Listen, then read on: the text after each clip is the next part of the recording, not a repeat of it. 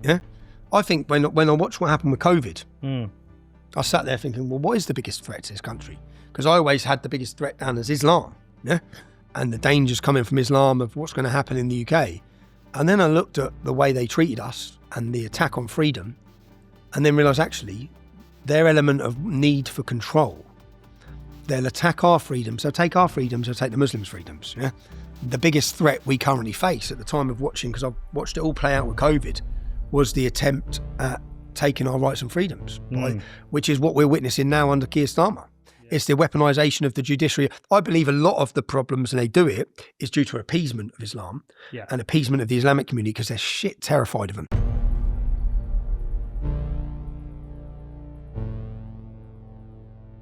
I didn't even smoke much before. It was like smoking with drinking. Okay. And then these vapes.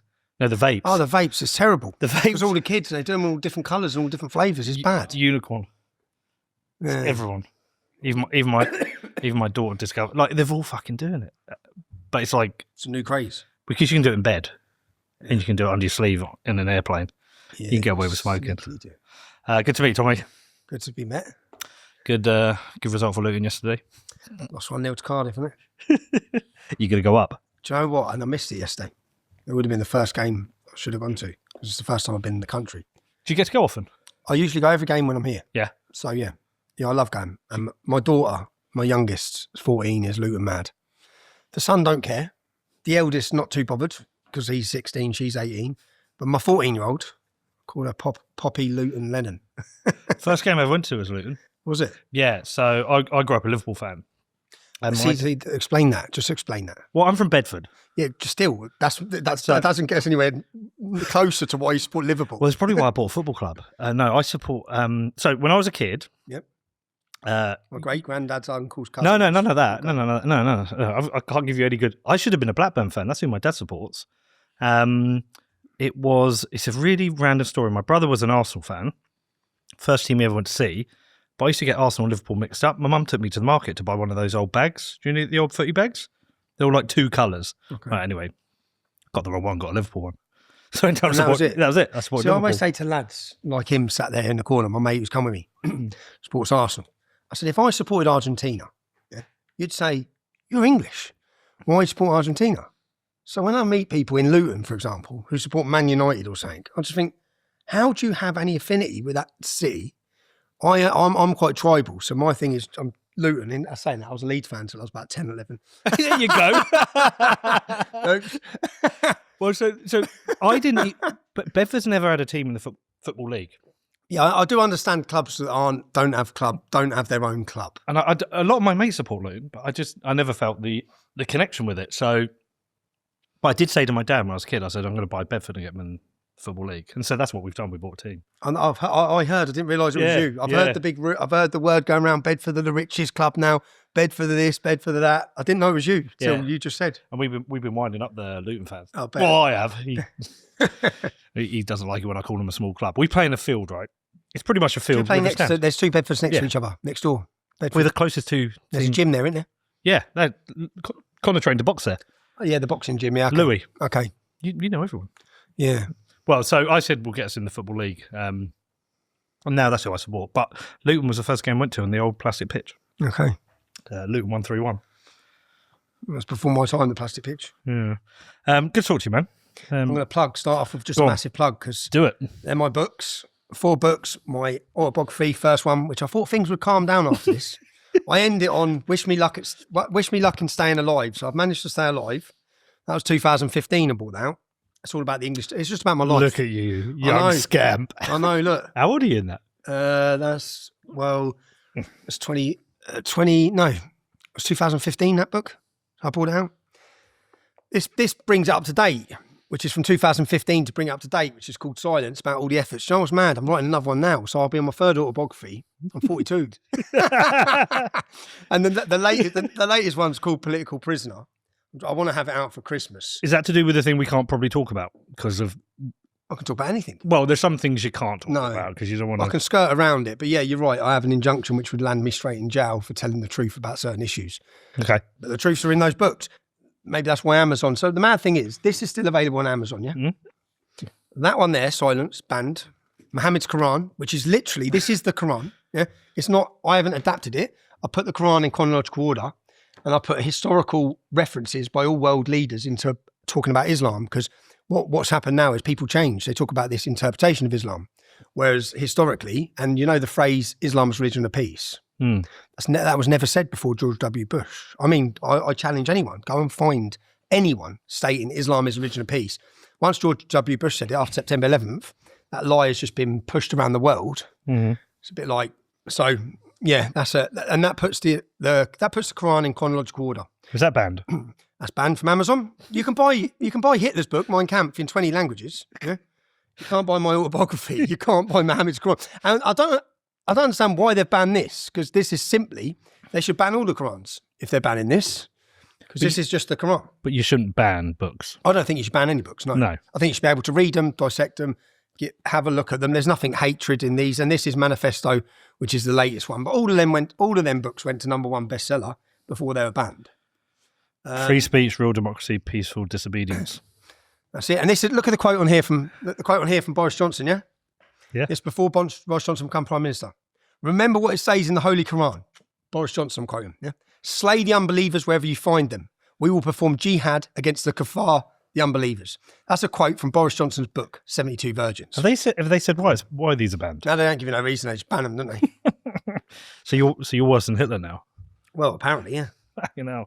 All right, listen. Look, there's and you can get them at trbooks.co.uk. That was my plug. Plug it all. We'll put it in the show notes. trbooks.co.uk. So there's a bunch of people who are going to see. I've done an interview with you, right? And there's a group who are going to love it because they love you. They love what you stand for. They love everything you're doing. And there's a group of people just going to hate the fact that I'm even sat in the room with you. They're like, why would you associate with them? Why would you give them a platform? And they won't give the interview a chance. They'll actually hold it. I say they'll hold it against me. Oh, Tom, Connor, you won't. The mad thing is, if they actually just listen, if they actually just give it a bit of time to listen, they'll think, okay, he's right about everything. So let me show you this. You should read this. So you know I'm doing that private security in Bedford. Yep. There's one guy who's got his knickers in a twist, right? Posted this on Facebook yesterday. He's been scouring through. You only need to read it up to point 1. Read it out so people hear. To whoever has the authority to question Mr. Peter McCormack's private security patrols on the streets of Bedford, could you please ask him why he applied to visit Tommy Robinson in prison? To elaborate, how would he know that? Well, so when they said no. Oh, so that's the only bit you need. Okay, but he's elaborate on the following exchange. Okay. Is someone caught in Tommy Robinson in prison advocating more guns on the street and not challenging thinly veiled racism, the kind of person you want leading? See what you're really. I'm walking into it now. Is he a Christian terrorist? Why do I know that name? Don't know. Seems a lot of people are napping. You're walking into it because the minute you step into this arena, you're going to face it from all angles. You're going to come under attack. You're going to have your reputation, your name slandered. As I said, you're going to be demonised at every angle because you're trying to do something good for Bedford. Well, I've definitely been a shit to you. You might not know. No, I'm aware. You're aware. Yeah, so you used to slag me off. I used to slag you off. I did. I used to because I saw what the media said and just thought, no, that's not my kind of guy. That's not my shit. So I used to slag you off. And then I can't remember what the turning point was, but there was a point. Do you know what I think it was? I think it was at the time. You know when you were on Question Time in the audience. Oh yeah, so I was in the audience. It was a free speech. That was a free speech program where they all just called me a racist. Do you know, they got me on that show. They told me I was on the panel. Then when I turned up for the show, they put me in the audience. Right. Yeah? And this is how stupid they are. Yeah, they put me in the audience, and I knew what was going to happen. And I had my cousin with me. I said, "No, I'm sitting on my own." And they said, "What?" I said, "Sit me on my own. Yeah, put me on my own because I know exactly. I knew in my head, what was coming. I know what you're going to do. Yeah? And I also know the British public don't like a bully. And the British public do not like. So I knew what they're going to do. I know they don't have any argument to it. I'm there to talk about grooming. This was back then. I was trying to discuss grooming. I think the show was in Newcastle. We had an event in Newcastle. So I'm sitting there talking and then just come under attack from absolutely everyone. Do you know what's mad is the Labour councillor behind me, Dipu Ahmed, his name was. This is where just let time carry on and all these people will be exposed. Yeah. Dipu's in jail, sexually harassing women. Yeah, that's Dipu who's having a go at me, calling me an extremist. That they actually applauded. A bloke said I needed to be put. A Muslim convert said I should be put on an island and bombed with anthrax. And the presenter of the show. They're all like this. And I'm sitting there like I'm just here trying to put across an argument that no one wants to have. Do you know what it was? It was the rape gangs. It was the rape gangs. Yeah. Once that really kicked off, I went down the Tommy Robinson rabbit hole. I started watching all your old interviews, the Paxman one, that one, and I was like, "Fuck! I think I've just believed what the picture is that people have said." And rather than well, they're about to build that picture of you now, Pete. Well, yeah. So yeah. I mean, look. Firstly, I didn't delete my tweets because I think it's important to leave what you said there. Yep. And so, go on. What did you say? Tell me. I don't know. God, Come on, pick them up. Oh God. Let's have a look. Fuck. It better not be about the height. No, it's not that. I probably just said, "Oh, he's a racist little prick. He doesn't represent England." I was like, "Fuck!" And I was like, "I've got it wrong." And now they're coming after me. I was like, "I think I get it now." So yeah, look, firstly, sorry, I was a dick with that. You don't need to apologise. But the only I say to most people, even who approach me in the street, even the most recent incident at St Pancras, yeah, I don't blame him, because if I read the media and I believed the media, I'd hate me. When I had the English Defence League, you see, if I'd have listened to them, I'd be out on the street against the English Defence League. Coming into my city, I think, no, these racists, these Nazis, because that's what the media told everyone. Yeah. And if you buy that media, because I had it, the trigonometry lads. Yeah. He said the same. He goes, I just believe what they said about you. I just believed it all. Till I went down the rabbit hole myself. I think the Trig guys made a really good point, though. I thought, actually, they nailed it. They said, you haven't been saying much different from Douglas Murray, but you're working class, and Douglas is some, articulate, well-educated. Most articulate, I think, in the country. Yeah, and but you've been saying the same thing, but Douglas gets a pass with a lot of people where you didn't. It's just a class issue. Yeah. It's a class issue. No, I agree. Have you found any? You found any? You'll find them. It'd be fucking well embarrassing. No, come on. Get them up on screen. Oh, has he found one? You found one? Oh, God. Oh, you're getting up on here? Yeah, here we go. Right.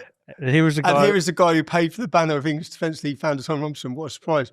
Jake Keppel. That's not too bad. And no, and Jake's a great lad on the left. I've probably said worse. And look, you put someone up that I'm taller than there.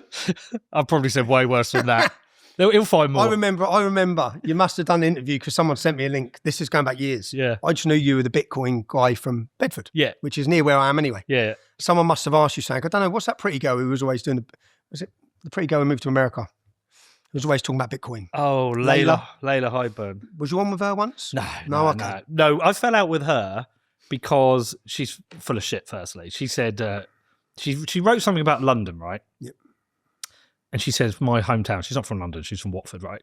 And okay. I didn't know where she was from. Yeah. I knew that. So she come on an interview with me at a time when it was unfashionable to say they supported Tom Robinson. Yes. So I don't know anything about her other than she went out on the limb and said, I don't really care what people say. I agree with what you're saying. Yeah, fair play. And I thought, okay, fair play. I didn't know anything else about her. Just knew she was pretty and spoke about Bitcoin. So she put up this thing where she was like, I've just been to my hometown of London. I don't know what's happened.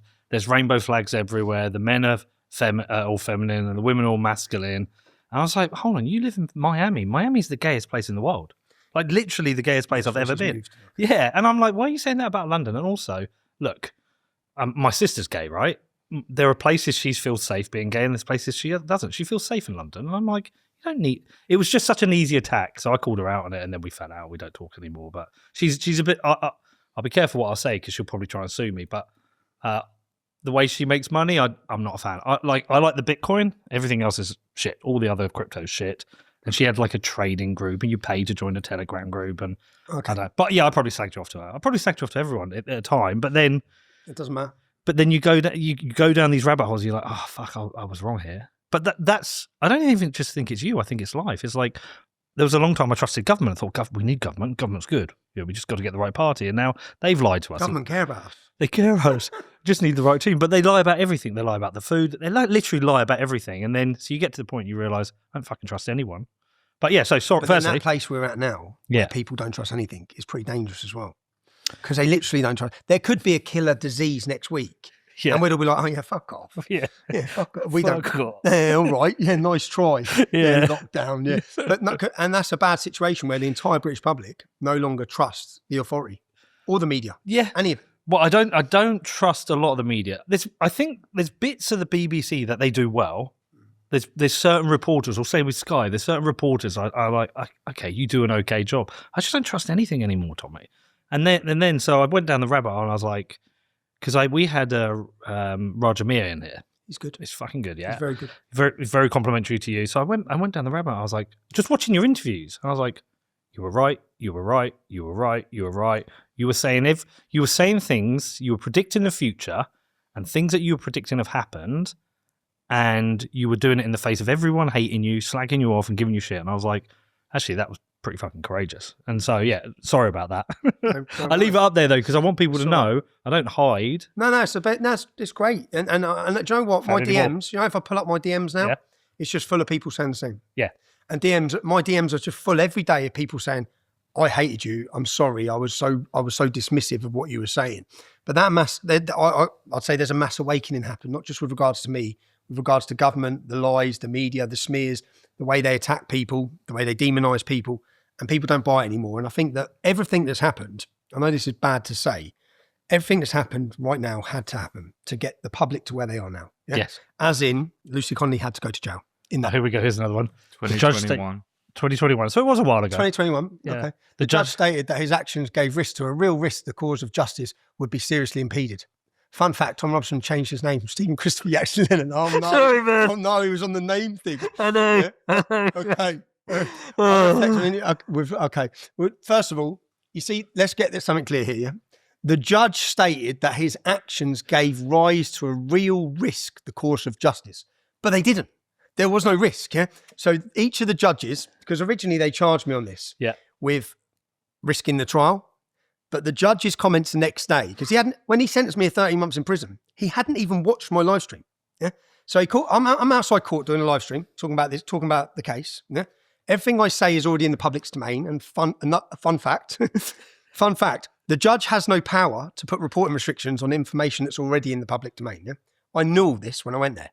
So as I'm reporting, he pulls me outside from outside court, sentenced me to 13 months in prison without watching the video. Yeah.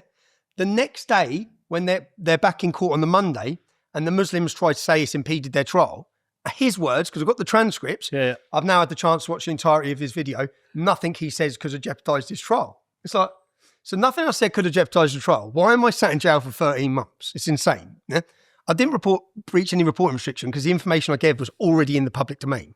So then when they finally released me from prison after 12 weeks of solitary confinement, they re-prosecuted me a year later. I can get onto why they've done that. But the year later, they re-prosecuted me and they totally changed the reason I was prosecuted. It went from jeopardising the trial to causing alarm and distress to the paedophiles. So my question to you then, if you've gone through all of that for years of seeing what you've seen and the risks that you thought were there and so many people coming after you, first question is, how hard was that? But now, what's it like now where basically people like me are coming and going, fuck, I'm sorry. Do you do you think about it? The humble bee, a keystone species crucial to the survival of Earth's inhabitants. Here's how things would look if bees vanished. And here's how they'd look if humans vanished. But imagine if instead we became a keystone species by doing things the right way, by taking responsibility for our actions and becoming the solution. Iron mines the world's most responsible currency the right way. Because the future depends on it.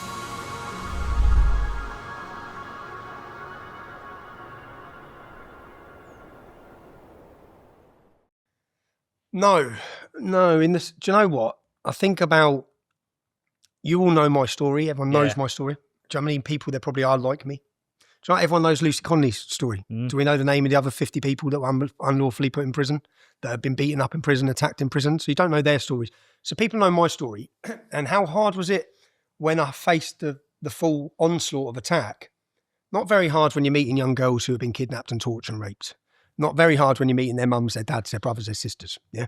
So when you're looking at what they're going through, and it's always a way you think you've got a hard life until you look at someone else's. So when I was surrounding myself for years, traveling the country, meeting people who are facing real problems, me getting the odd punch on my nose or people calling me a few nasty names was nothing really in comparison. I sit and think, I can sit there sometimes and try and start feeling sorry for myself.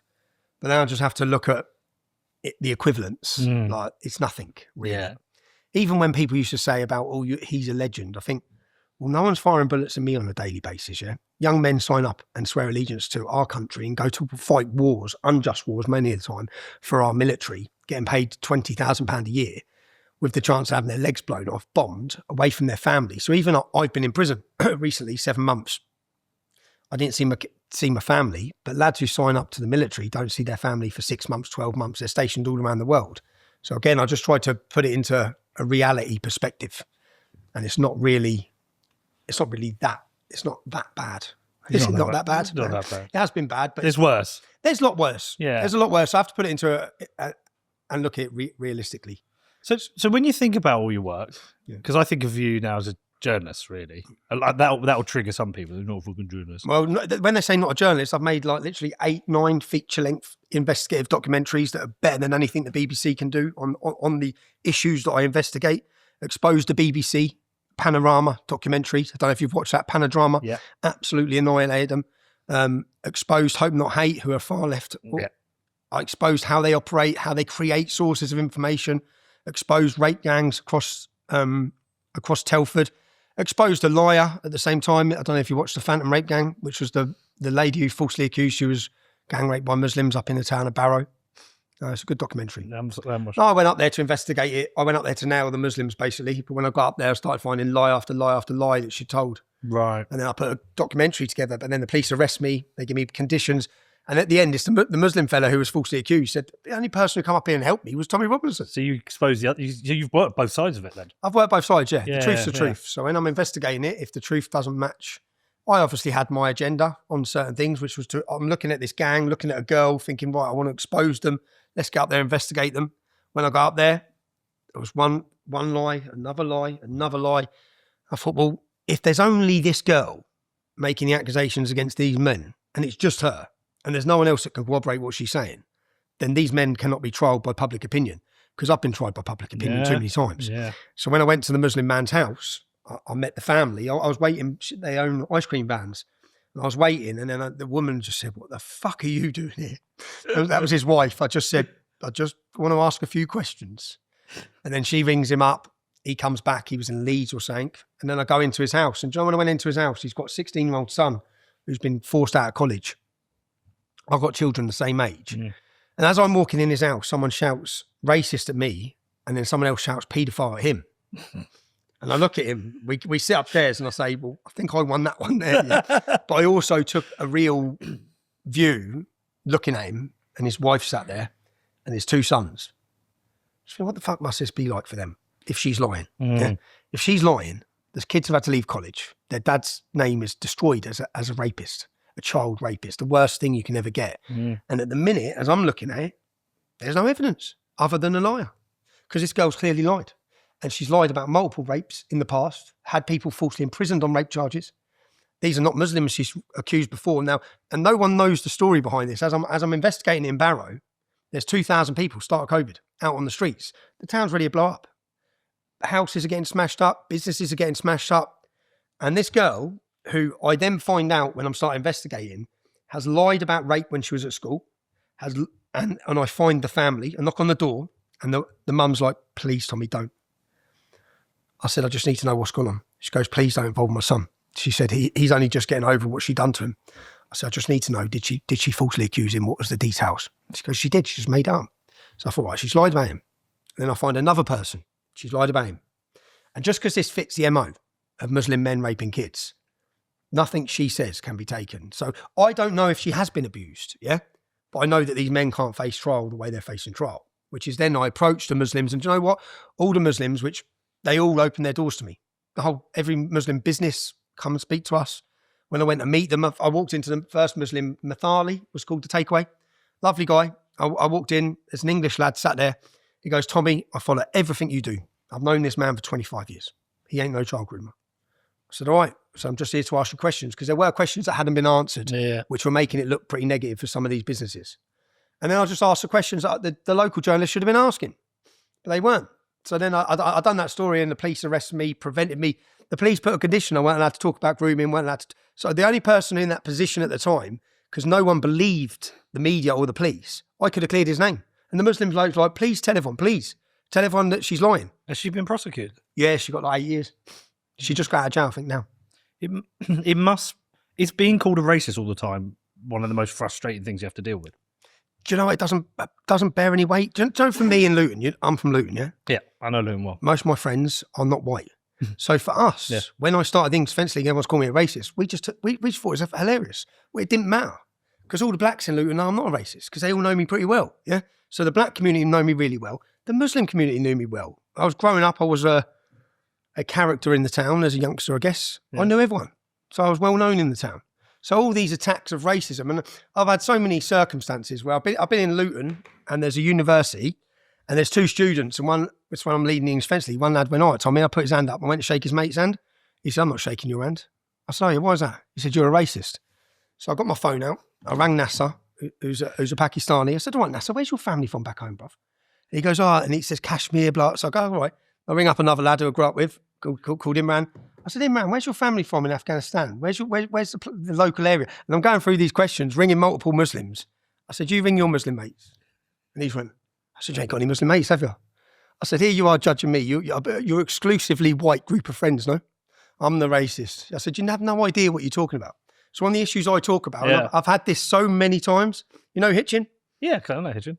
I had this incident in Hitchin. I mean, I'm out with my mate, 2 girls, our wives. What I don't realise is a fella called Bob, remember this geezer? A fella called Bob has gone and put, anyone who wants to beat up Tommy Robinson, he's in this pub, yeah? I don't know he's done this. He's done a big status on Facebook. Like I'm walking out of the pub at the end of the night, 6 lads waiting, but 6 students, yeah, or 6 geeks, really. Giddy little lads. But they've tried to have a go at me, yeah? I end up getting a blood clot here. So I did have a blood clot. There were 6 of them, yeah? But I had a blood clot. I've gone away the next day. I've gone home. I've gone to the hospital. And then I found this Facebook post by this Bob Dyer. And it's been shared in the Hitchin community group. So all the businesses are in one group. Yeah. And they've all put, Tom Robinson, the racist, was causing trouble in our town last night. He's barred. He's barred. He's barred. I'm looking at all these businesses saying I'm barred. I'm thinking, I went out with my missus last night and was attacked. I didn't do anything wrong. Yeah. So I've gone to the businesses. Excuse me, why am I barred? Yeah. I was out here minding my own business. And I've gone and found Bob, this fella who wrote this statement, and I've knocked on his door. He lives in Letchworth. I've gone my own, knocked on the door. His sister answers, what the fuck are you doing here? I said, I'm here to speak to Bob, tell him to come outside. She slams the door shut, so I'm shouting through the letterbox saying, Bob, come outside. You thought it was a great idea last night. Come outside your house, mate. And then I put my number through there. He won't come out. And then by the time I get home, I see he deleted his Facebook, he deleted all his social media, going ping, ping, just deleting everything. Like, he's shit, yeah? So I put out a statement on mine with a picture of him saying, Bob, problem's not going away. I'm going to come back round your house, yeah?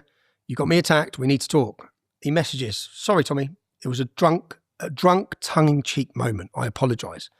I said, not good enough, Bob. That's not tongue-in-cheek. No, I said, you need to meet me. So, I said, tomorrow, Cafe Rouge, which is in Hitchin Town Centre, I don't know if it's still there.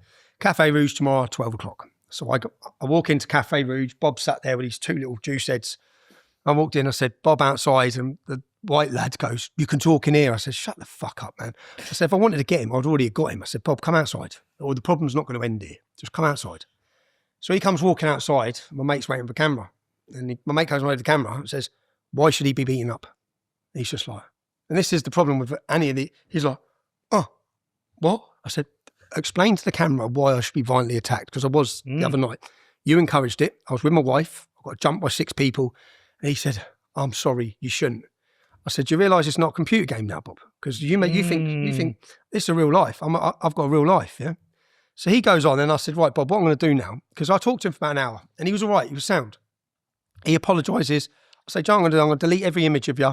I'm not going to share this video I've made here. I was only making in case you was an idiot, yeah? I'm not going to share this video. I'm going to delete it all. So I go ahead, I delete everything, shake his hand. He was pro-open borders. We didn't agree on anything, but he was all right, yeah? I leave. I then find the kid that jumped me. So I go to his house, knock on his mum's door. He's away at university. So I knock on his mum's door. I said, your son here. She rings him up and he's like, Mum, ring the police, ring the police. I'm saying, don't ring the police. Yeah. I'm saying, do not ring the police. Not good for him. It's not going to be good for him. Yeah? Don't ring the police. She rings the police. I leave. Police are coming. I leave. Then the police contact me. They say, Tommy, now looking at what's happened, can you come down and see us? So I go to Hitchin Police Station. They goes, with what's happened, we would have thought you're going to that house to intimidate the family. But we spoke to Bob. Yeah. I said, Bob. And they said, yeah, you went to his house. So when did you speak to him? And he goes, well, he spoke really highly of you. He said you were right. And you didn't intimidate him at all. I said, hold on a minute. So you went to Bob's? They said, yeah. I said, because you saw me do the post. So you know that Bob incited violence against me. But you didn't go there to do anything against that. You went to see if I caused the problem. And now on this house, so obviously the CCTV shows this woman's son just violently attacking me. Yeah? He gets nicked. I did tell her not to. But from that, I went through that kid's social media. He went to a beautiful little school in Hitchin. The nearest mosque to his home is in my town. He doesn't have one single non-white friend. So this is 6 white children coming outside a club to attack me, who believe I'm a racist, who have absolutely no experience of growing up in a multicultural, diverse community. So that's the problem with most of them. Yeah, but you're enemy of the state, so it's always Tommy's fault. It's Tommy's fault. Look, I'm going to get it from this. Yep. I mean, I showed you Terry. Terry's going to lose his shit. Well, Terry, he's going to lose his shit I don't care what you say, mate. Because I'm totally honest. Because no one gives a shit, Terry. Right, you're on the wrong side of history. You can tell. Well, it started with racist sympathiser, and then they'll call me racist. It start with racist sympathiser. That's where it'll start. That's you're going to be a far right extremist now. Well, no, I'm getting that already. I am far. I'm far right. Yeah, we had a. See, so how do you find that? Say coming from where you've come from. Yeah. Yeah. You're successful. You're a businessman. Yeah. You've done very well. You're trying to help. You've stepped into how this is happening to you now. You're trying to help your local town. Yeah. So you're trying to do good. Yeah. Now you're getting called all these labels. How do you find that? As a family man with kids, because do you worry about how that might affect? No, because I don't worry too much yet, because I think I'm at the early stages of it, Tommy. That's the thing. We have these civic meetings at my coffee shop. Anyone can come, and we explain what we're doing with the security. We say we're not moving on homeless people. What we're doing. Explain to people, because I know what you're doing, but some of my supporters be watching this who won't know what you've done. So Bedford has. So we bought the football club in the town, and then we wanted a club shop in the town. You're not going to sell enough merch to make it work, so we opened a coffee shop. And I used to work in America making the podcast, and so I've come back, and I used to sit in the window of the coffee shop every day, and every morning you would see them come out like rats. It's going to sound terrible, but the libs are going to lose their shit because I've even said that. But they scuttle around. And they're yelling at people. There's one guy dragging his legs around because he's got sepsis. They are begging. They're stealing. It's just... What's that? There's a little place by Tavistock Street, like a little...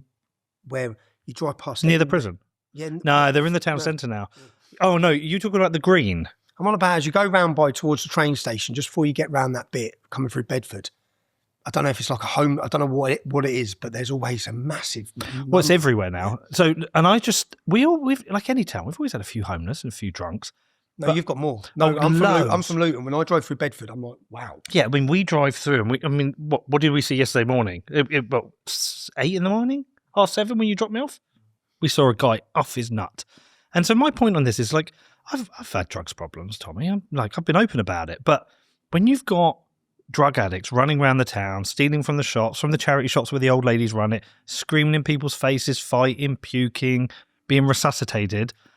One, it's not good for the people who work in the town because they're trying to run a business. You're trying to run a business and people aren't coming in because they're scared.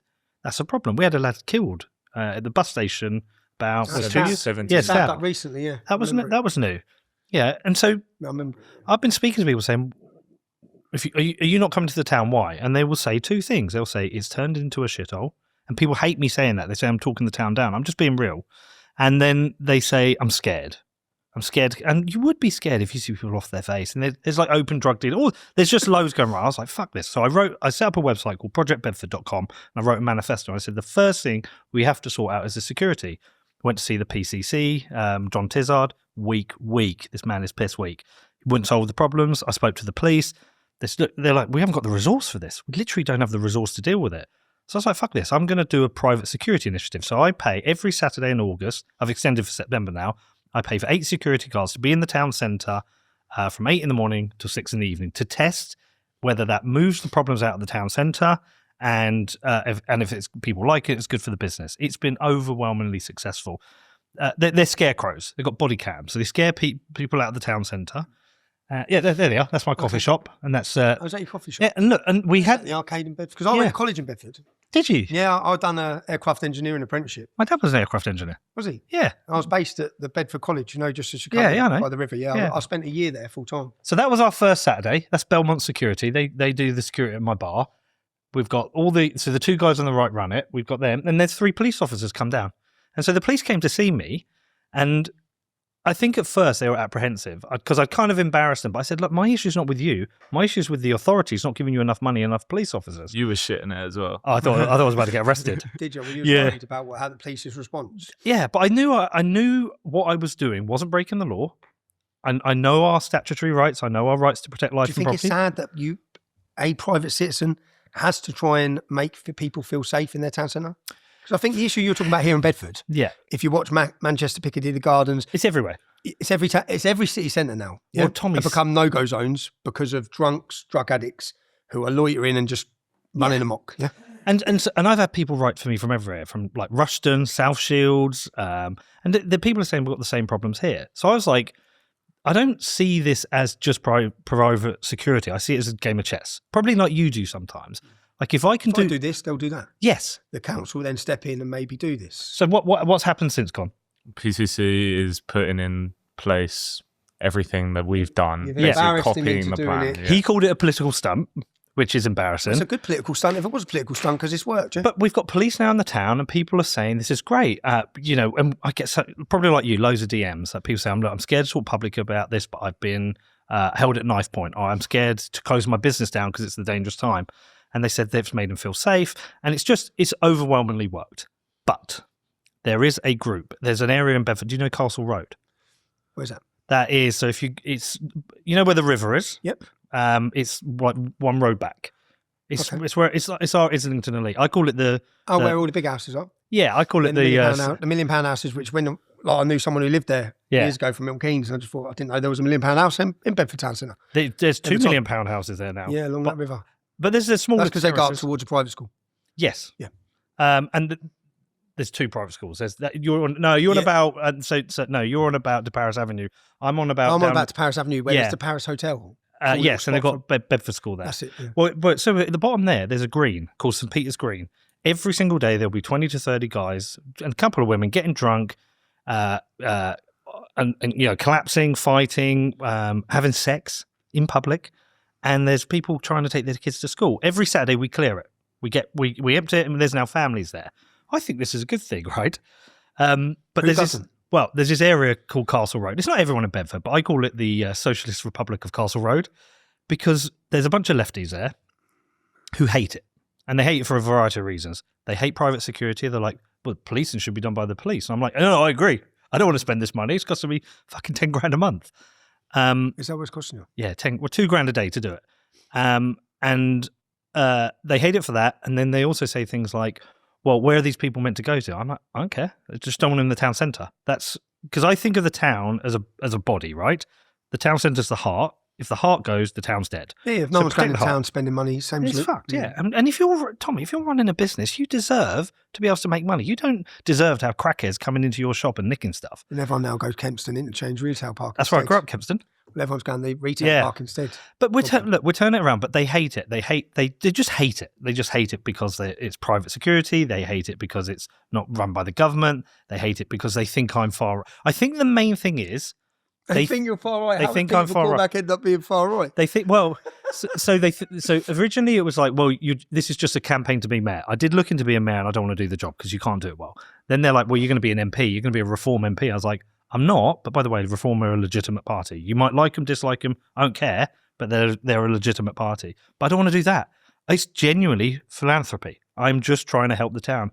And I think they can't understand that somebody wants to spend money, and then they're like, oh, you're just a rich guy, trying to take over the town, and so now they're scouring my social media. How can anyone have negatives coming from this? I'll just look at the town centre because anyone who lives in Bedford sees the problem. Yeah, it's so obvious, right? It's massive for people who don't know Bedford. It's massive. You just drive aroed by that train station area. It's just insane. Yeah, it's the amount of drug abuse as you go from the town centre. What's that Mexican in Bedford Town Centre? Used to have the van. I don't. That's the best, man. I used to drive over there for that. What's it? I don't know. It's next to the bus station now. Where the bus station is, it's back's on there. I don't think opposite it's there. Subway. Yeah, it's there. Is it still there? It's got to be there. I don't know. It was the best. It had like a van, and you used to have to queue for ages to get it from the van, which was in the town centre. So Andreas is the kebabs is the famous one that does the good pizza. No, I don't know. You don't know. No. But anyway, look. But what they're doing in that, they're scouring my social media. So they found a photo of me with Nigel Farage. They put that up. They found my application to go see you in prison. For this picture, yeah. Put this one up. Yeah. They found my application to go and see you in prison. And this guy is like, well, why did you want to go and see Tommy? Well, I was like, well, I'm grooming, if I remember right. Sorry? It was about grooming. You must have No. You reached out to someone in Luton, my mother-in-law. No, I spoke to your ex-wife. Oh, was it? Yeah. Through her mum or something. Yeah. Oh no, through Emma's. So Emma, who works for me, knows your mum. Mum-in-law. Yeah, your mother-in-law. Ex-mother-in-law. She connected. I spoke to your ex-wife. I wanted to go. That was a point where I'd realised like I actually need to talk to Tommy, not believe what everyone said. I wanted to go and see you. Firstly, find out what's happening in prison, if you're being treated correctly, which we're probably not, and then just know for myself. It wasn't for an interview; it was just to come and see you. Obviously, I got rejected. Yeah, here's my letter. This is. And what reason are they giving this? Let's see. I love this. Based on security. You for your request to book a visit, Mr. Jackson Lennon. Based on security information indicating your visit may be used for journalistic purposes. Okay. That is my purpose. Yeah. It's like, why would you ban a journalist from going to see someone? They banned all of them, didn't they? But we should have free and open. They banned everyone until Nicola Marfleet left the prison, which was the #1 governor. Right. She left the prison, so she made so many lies about my case, yeah? In court, in her statement. I've got a statement which is just littered with lies. I can prove that are lies. She leaves, doubles her wage, gets a job for the IPCC. The new governor takes over, undoes everything she'd done. What? So new governor said, sat me down, anyone can visit you, okay? This has not been on my watch. You want your visitors, they can come in, you'll have this, you'll have that, sat me down, basically give me back my rights. I said, okay. So what was it all about? It's obviously about Nicola Marfleet. Well, so banning me for journalistic reasons, I think, is fucking terrible because that's the good reason to go. A journalist should have access to prisoners. You should be find out how they're being treated, find out the details of what you're being prosecuted for, what you're being charged for. Like, I think as a journalist, it's a good reason to go. But that guy's Terry, he's going to be watching this, by the way. Hi, Terry. He thinks just for the fact I want to see you that You're a far-right racist. I'm a far-right racist. I'm definitely a conservative on a number of issues. I'm also quite liberal on some issues. But it's that camp, you're far right. You're far right. That doesn't carry any weight anymore. No one cares. No one cares anymore. No one cares. Luckily, that was 5-10 years ago, even 2 years ago. The way things have progressed now, it doesn't carry any weight. I don't worry anymore about any accusations, racism, extremism, because I don't have to even make a comment because the public jumped to defence on it. So, racist, extremist, far right. Do you know what? They're calling middle-aged mums far right because they're worried about their daughters. Everyone's now called far right. Did you ever read that article that Constantine wrote?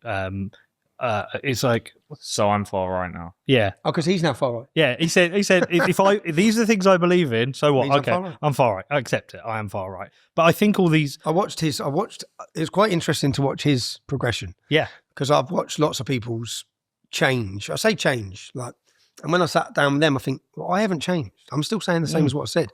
The public have shifted and changed. His obviously come after October 7th. Because after October 7th, of what happened in Israel, I think a lot of Jews in the UK who will always jump into the defence of Islam and the Islamic community realised that the same groups that they were jumping into the defence of are now marching, calling for the obliteration and annihilation of Israel. And they're the groups that they're aligned with, unfortunately, for many years. It's like, we tried to tell you, tried to warn you. He's smart. Constantine's very smart. He's very smart. It's a great podcast. Yeah. We've done great numbers on it. Yeah, he's and again the comments on that for me, it's very. Even my Oxford Union, I go back to my Oxford Union debate. The comments under that were all people saying, "I feel outraged. I was told this man was this. I was told he was a Nazi. I was told." Again, were you nervous for that Oxford Union one? I'll share myself. It's a tough one. Do you know what the Oxford Union was? It was the first time I'd led the English Defence League since 2009. This was 2014. This was my first chance since leading, because I didn't used to do long form discussions or anything. Yeah. I was just doing little 2-minute sound bites on the media where they're attacking me. Yeah, this was my first chance to say, well, here's who I am, and here's what Luton's like, and here's what it's like where I grew up. Yeah. So it was my opportunity to tell my story for the first time I'd had since forming the EDL. And I walked into Oxford University, hated by the crowd, I was getting called a fascist and extremist, and no one would greet me. You're meant to have a 3-course meal at those events. I didn't get invited to that. No one shook my hand. I walked in, I stood up, gave my presentation, and at the end of it, all those people were shaking my hand. So, and taking photos. Whereas, so the change in the room, it totally changed. But it totally changed because they were able to hear rather than be told who I was. Yeah. And even that there was a Pakistani girl who invited me. The girl who's, if you watch when I'm giving my presentation, she's behind me. She comes from she told me there's a massive liberal movement in Pakistan that I didn't know about within the youth, yeah? She said that when she came to the UK, she went to Manchester, the Muslim community. She said she had to run out. She said because all she got was comments about not wearing a hijab by the Muslims. I said, well, don't come to Luton, love, because literally the 5-year-olds are in hijabs. So, but she said, and I never knew any of this, Tommy. She was like, I can't believe what I've just listened to, because this is like, she shares the same concerns. Being a liberal from Pakistan, she shares the same concerns that I'm commenting on what's happening with Islam in the UK. Well, it feels like everyth's coming towards what you've been saying. Like that Overton window shift they're talking about is coming towards what you've been saying. The thing I wanted to know is, what's the end goal for you here? When you think about all of this, is there an end goal you get reach and you go, we've won. We've achieved what I wanted to achieve. Do you know the end goal? I'd say to look where we are now compared to where we've come from for 15 years. For 15 years, we've been attacked. For 15 years, we've been demonised. 15 years, we've been slandered. We're now at a critical point where the masses are realising, hold on. Right? And we've been crying out for that. So I used to say, when we used to go on the streets with the English Defence League, this is a cry for help. You should be listening. Yeah. And as I used to watch as church leaders would align themselves, we'd go to a city, the Muslim leaders and the church leaders would align themselves in protest against us. Now, this is inundated with priests who are requesting, can they speak at our next event? Yeah. Something huge has happened. There's been something huge has happened. So we've got to a position where the public are aware of the scale of the problem. The public are awake to the problem. The problems that used to be aligned to just cities like Luton and towns like Luton, where no one cared because Luton's a shithole and it's Luton's problem, is now in Colchester, it's in Chelmsford, it's in every little town because they've housed 200 migrants in most of the hotels across the country. So people who didn't see the problem, I had this incident, I went to Norway recently, an event, and there was a woman from North Wales there, and she's a very well-to-do, very well-spoken lady. She hated me for years. They just put a hotel full of migrants at the end of her road and her daughter can't walk the street. She now sees it. So she's like, she now doesn't feel safe. Her daughter doesn't feel safe. IMBYs. Yeah. In my backyard. In my backyard. Okay, is that the word for So do you know NIMBY? No. So the NIMBYs are not in my backyard. So don't care if it's not my backyard. Yeah, don't care. It's not in my backyard. Like in Bedford, we'll have it. They don't want they want us to leave the problem around in the town. They want us to leave the crackheads and the drunks alone. And they want them looked after, just not where they live. The IMBYs are in my backyards. They've experienced it and they're going, oh, actually, I'm not a fan of this. Actually, my daughter now can't walk to school. My daughter's scared. I can't let my daughter out the way I did let her out, where you should be free to let your daughter out. You should be, but now they're realising, well, this is how we've grown up our whole life in Luton. Yeah? So what you're feeling for this little 2 minutes and this month is how we feel about our kids every day of the week. So I think so many people now, it's impossible not to see it. I also think a massive part of this is given to Elon Musk. If you look at what's happened with me in the last 24 months, since I was giving back my X platform, I remember I was censored from every single social media platform there is in the planet. Yeah, I wasn't just censored, but if you mentioned my name, you were blocked. There was a massive effort to demonise me, slander me, and censor me. And why? Because the issues we were raising, if they would have just listened 15 years ago, they could have prevented so many more rapes. They could have dealt with this problem 15 years ago. We're now got this big inquiry. Can we have a public inquiry, this discussion? Why didn't we have that 15 years ago? Why? What could have been prevented in the last 15 years if you would have took it seriously when we first started raising our voice about it? You were talking about it on Paxman. Talking about it on Paxman's 2010 or 11. But we were giving speeches. What I've done is I gave a presentation in Russia. Yeah, I had to go to Russia to give a presentation because I was deplatformed and censored everywhere. And I went to St. Petersburg, and it was actually an anti-Putin event with 1,000 people. And I gave a presentation called The Rape of Britain. Yeah. And what I've done is I dug up old footage of the English Defence League. So I had us in Telford in 2009. Muslim rapists off our streets, Muslim rapists off our streets, all the banners, all the placards. And then I show 4 years later, all the arrests happen in Telford. I showed Rotherham, each city that has now had the grooming scandal. The English Defence League were there at that time protesting these issues. Now, at that time, we were just called a racist, extremist, fascist, violent thugs. Yeah? There was a problem. I'm not going to sit here and coat over the image of the English Defence League, because the English Defence League was full of young men who weren't going to back down. Young men, if we reverse the roles here, and let's imagine that in every Muslim community across the country, their daughters have been targeted and they've been raped and butchered and pillared and murdered and massacred and all these terrible things by groups of non-Muslims. Yeah? Then if the Muslim community sprung into action to protest it, and a journalist come out of the Muslim community who fought for 15 years to highlight it, again, was imprisoned, was attacked, was demonised, then anything that happened from that community would be justified. Now, our community were angry. We were angry up and down the country at what was being allowed to happen. And young men, unfortunately, when they joined on the streets, we faced opposition from Muslim gangs at the same time. So when we were trying to have a voice against it, we were getting beaten down, attacked and violently attacked by groups of Muslims. And I don't blame those groups of Muslims, because they were told many things about us as well. So and it got to the point in 2014 where I'd led the English Defence League for 4 years and felt people wanted it to come back to Luton. We'd done a homecoming in Luton with 10,000 people, and people were talking about another protest in Luton. And at that time I thought, I don't think it benefits us to march through Luton again. Yeah. We've highlighted lots of issues here. If I don't want us to march through my own hometown again, because it's going to be too provocative, I felt, at the way we were marching, I sort of felt, I'm a bit of a hypocrite going into other towns and cities. And also at this time, we'd got to a point where no one had been killed. 6 Muslims were in jail. They got caught with guns and bombs on the way to kill us at a Dewsbury event. Jesus. Yeah, they got 30 years. Yeah, they got 30 years. They had suicide notes, like I had to be killed for blasphemy was in the notes. The Queen, but they got caught. They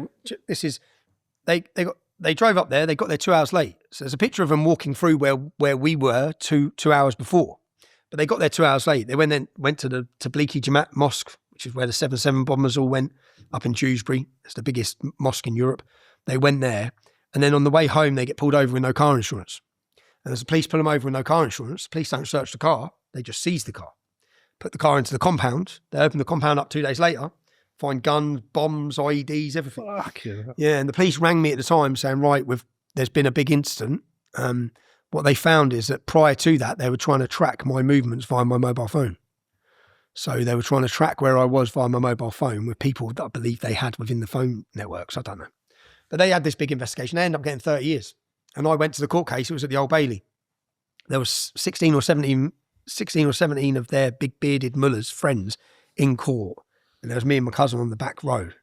And I remember thinking, as they were getting sentenced, it was like 30 years, 28 years, thinking, what can I say that's not contempt of court? So I stood up, I said, God save the Queen. That's again said. The whole court erupted. The whole place has just erupted, which I was laughing about because I'm looking at them going, fuck you lot. And then 6 months later, I get sentenced into Woodhill Prison. Yeah. And I'm in Woodhill Prison and I'm going to my legal and I just look across and it's just boom, boom, myself, all of them. I'm like, oh, for fuck's sake, probably. I'm in jail with them. Did you talk to him? No, I'm dead. No, I went from that. So I went from that, and then when I was in prison, I'm in my cell and my door opens, and it's a former paratrooper, British paratrooper, and he says, when they come to get you, do not leave this cell. Your life depends on it, son. Do not leave this cell. I'm like, what? He said, don't leave the cell. So then about 2 hours later, he knocks with 2 more officers. He says, you're going on to A-Wing, Tommy. Yeah. I said, I'm not going anywhere. He says, right, if you don't come, if you're refusing, we're going to put you on basic. You're going to face disciplinary. So I said, okay. So they take your TV out and then you face disciplinary to go before the governor. He comes back later and he says, they're giving you this one. They're on A-Wing. They're handing you, and back at this point, this is 2014, there's no CCTV on the wings. I'd be dead. I'd have been killed. Yeah. I'd have been killed. And then the day after that, they put me before the governor and then go for another legal meeting. Have my legal meeting, come back, and there's a waiting room like this, and they open the door to put me in the waiting room, and I get, as soon as I walk in, I see beards, but I saw their faces. They were as shocked as me. They're all looking at each other. Like, the fuck? Tommy Robinson's come in the room. And then the officers have locked the door, so they put me in the room, locked the door. I didn't even sit down. I just stood my back to the wall, knew what was coming, and just bang, I lost my teeth. I got battered, absolutely battered. And then I got shipped out. That was Wood But Hill. they could have killed you that day. They could, if they'd have known I was coming, I'd be killed because I'd have been plunged. Right. But they only had what might have been 60 seconds, 2 minutes, which felt like 20 minutes of me getting beat up. Then the officers come in, break it up. By that point, I had my teeth smashed in.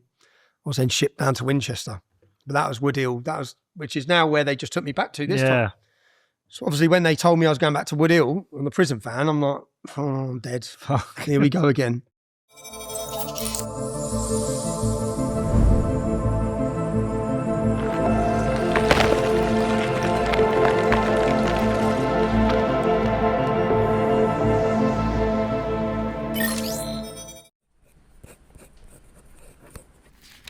It's very important that you don't lose this, okay? This is your inheritance through Bitcoin. Let Bitcoin rip. Don't rip up your Bitcoin. Set up inheritance with Casa. When you talk about the scale of the problem, I know you've identified there's big problems with radical Islam and Sharia courts and various bits there, but is the scale of the problem bigger than that? The scale of the problem is astronomical for the public to understand that Islam. But is it bigger than just Islam? Is it the governance of our country? Well, there wouldn't be a problem with Islam if it was down to the failed governance of the country, because they deal with these issues. Yeah. Basically, we've had a government which have encouraged total non-integration. Yeah. All cultures are equal. Basically, encourage these people to come in mass numbers, form their own ghettos, do not have to integrate, do not have to assimilate. And that's what we've seen spring up across the country. But the governance, which is where I used to always talk about Islam a lot, not so much anymore. Yeah. I think when I watched what happened with COVID, I sat there thinking, well, what is the biggest threat to this country? Because I always had the biggest threat down as Islam, yeah, and the dangers coming from Islam of what's going to happen in the UK. And then I looked at the way they treated us and the attack on freedom, and then realised actually their element of need for control, they'll attack our freedoms, they'll take our freedoms, they'll take the Muslims' freedoms. Yeah, the biggest threat we currently face at the time of watching, because I've watched it all play out with COVID, was the attempt at taking our rights and freedoms, right? Which is what we're witnessing now under Keir Starmer. Yeah. It's the weaponisation of the judiciary. I believe a lot of the problems, and they do it, is due to appeasement of Islam and appeasement of the Islamic community, because they're shit terrified of them. Good votes. They become such a vote bank. Now, Labour don't know what to do because they've lost them, haven't they? Because Jeremy Corbyn's new group, there's going to be such an interest in next 4 years, politically. But the Islamic community organise themselves in a military fashion to vote.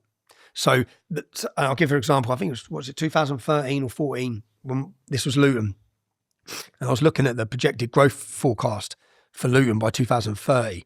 And I was doing the different wards. Yeah, the Bangladeshi and Pakistani community were to increase by 70 to 77% in that scale. Yeah, the white and black community by 1.3 to 1.4%. Big change. So looking, thinking, okay, so we've got all these problems now, right? Basically doubled. Yeah. Double the problems, because this is, and Labour know this. So Labour are looking, they know the demographic change coming in towns and cities. So they're looking, thinking, right, where's the future lie in Luton? Yeah? It's the Islamic community, right? So back then they used to have the Council of Mosques. So back then at the time, I think it might have been 30 mosques. Yeah, it's now 45 or whatever in Luton. But at the time, so Labour just do a deal with the local Council of Mosques. You give us your 50,000 votes. We'll give you this. That's how it's working. It's basically just dividing up, and we'll give you that. You give us your votes. And that's not how it should work. Of course. But what's happening there, and I remember Hazel Simmons was the leader of Luton Council, and they gave this land to the Shia community for £1. Now, this was land that mattered to us because it was promised as affordable housing. It was the old Hightown drill hall site. You can look this case up, yeah? They gave the land for £1. And they promised it for affordable housing. So we kicked up a massive stink. The council took the land back. It got so embarrassing for the council. It's like, well, how have you... But that sort of deal there is for their vote. We'll give you this land for your mega mosque. It was going to be the biggest Shia mosque there's been in Europe. Yeah, that's what they wanted to build there. They had to take, we'll give you this land, you give us the vote. And these sorts of deals are going on.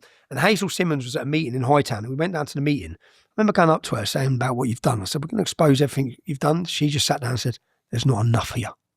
She just sat back. There's not enough here.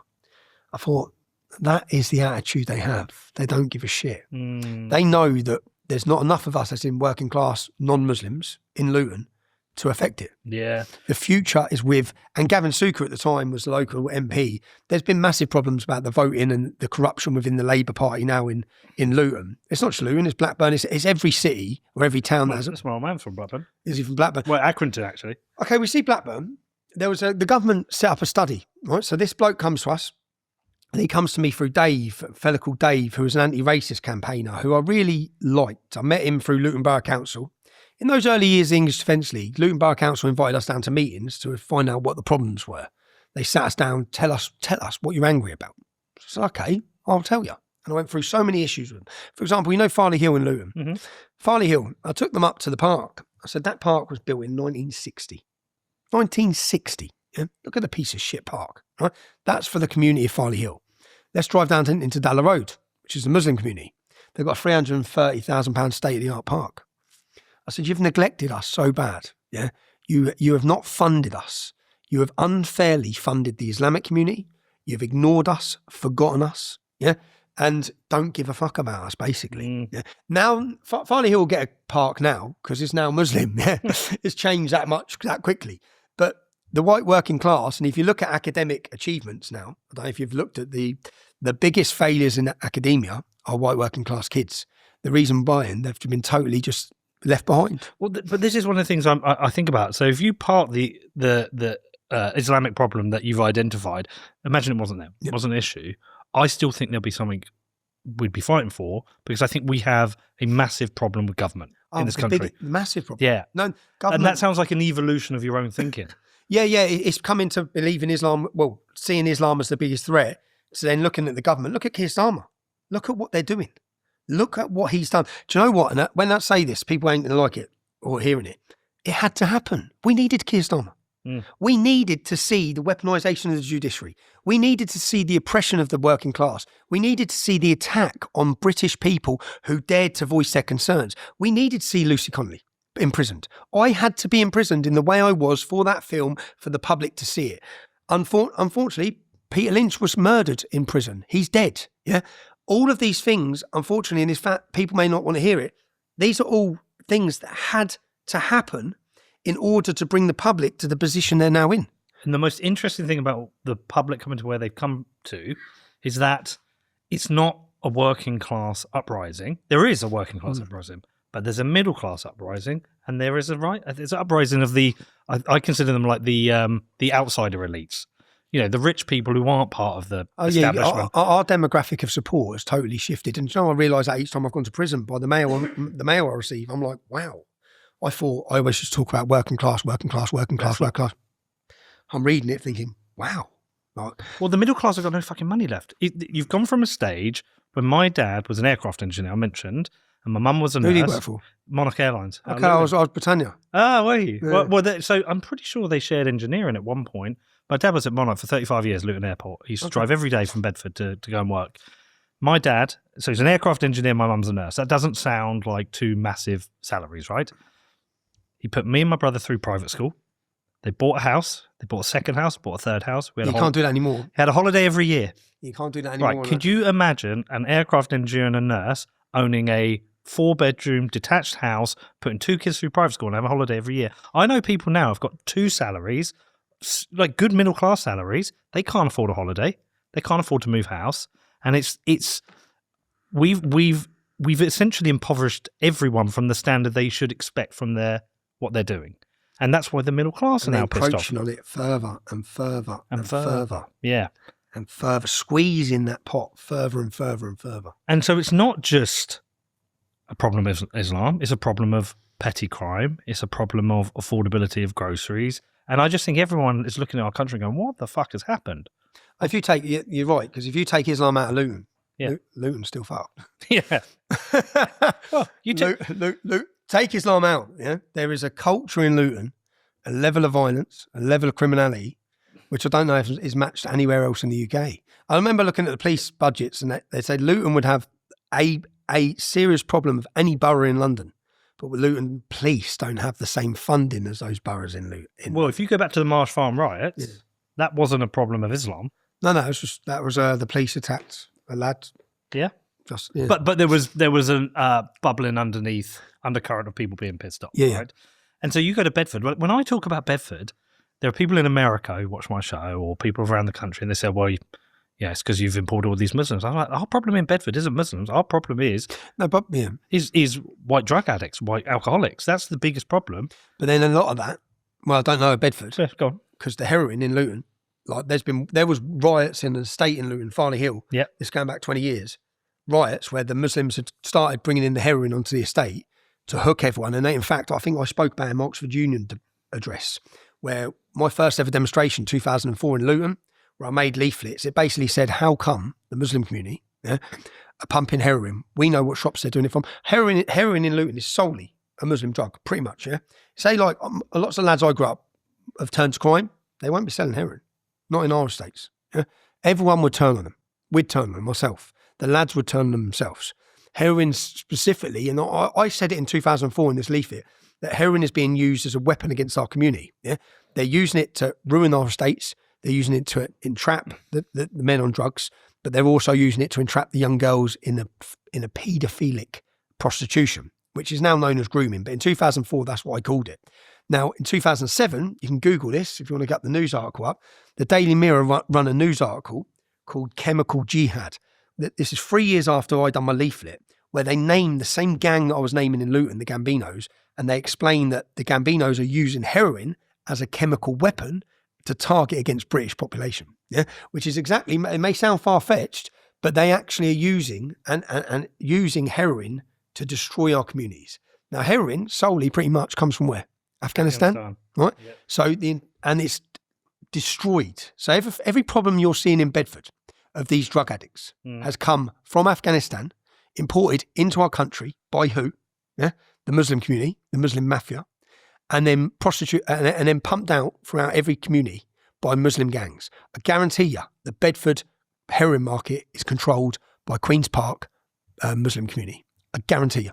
Interesting. I guarantee you. Dig up, put in Bedford heroin convictions. Let's have a look at who the drug dealers are. Tell me. They're all going to be Muslim. Yeah, I mean, it might be something I don't know. They're all going to be Muslim. I'm telling you, it's a Muslim drug. They control it across the whole UK, and it's used as a weapon against our communities. So that's not it's not quite as simple as that. Well, no, because we also have the county lines, we have the crack. So it's crack and heroin is a problem in Bedford, and it comes up. But so going back to that thing, the point I was trying to make though, like the end goal. You know, what is it you want to see? What is it you want to see with this country in terms of what you want to see happen? But where will there come a point where you can go, I can relax now? We've got to where... Because let me give you a layup. Is I think of it is through the lens of just freedom. All of this is downstream from not having freedom. That's how I think about it. I'd say that when British people are put first by our government, as in, I don't really care about Afghanistan or Somalia or Eritrea or Pakistan. Yeah, what I care about is we've just drove past here now and we're pulled up and I've looked at a load of Englishmen laying in tents on the floor, pulled up literally just around the corner from where we've come in. I think I want to put them first. Yeah, I want to put the military first. I want to put the military who are living on the streets first. British children and girls first. So who do I care about?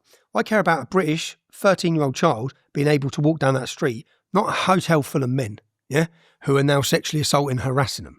So when British people are put first, which is not an incredibly difficult policy, it's exactly what Donald Trump has done in the United States of America. He's ended immigration overnight. He's ended it. Are we supposed to believe that the Royal Navy cannot stop these migrants coming in?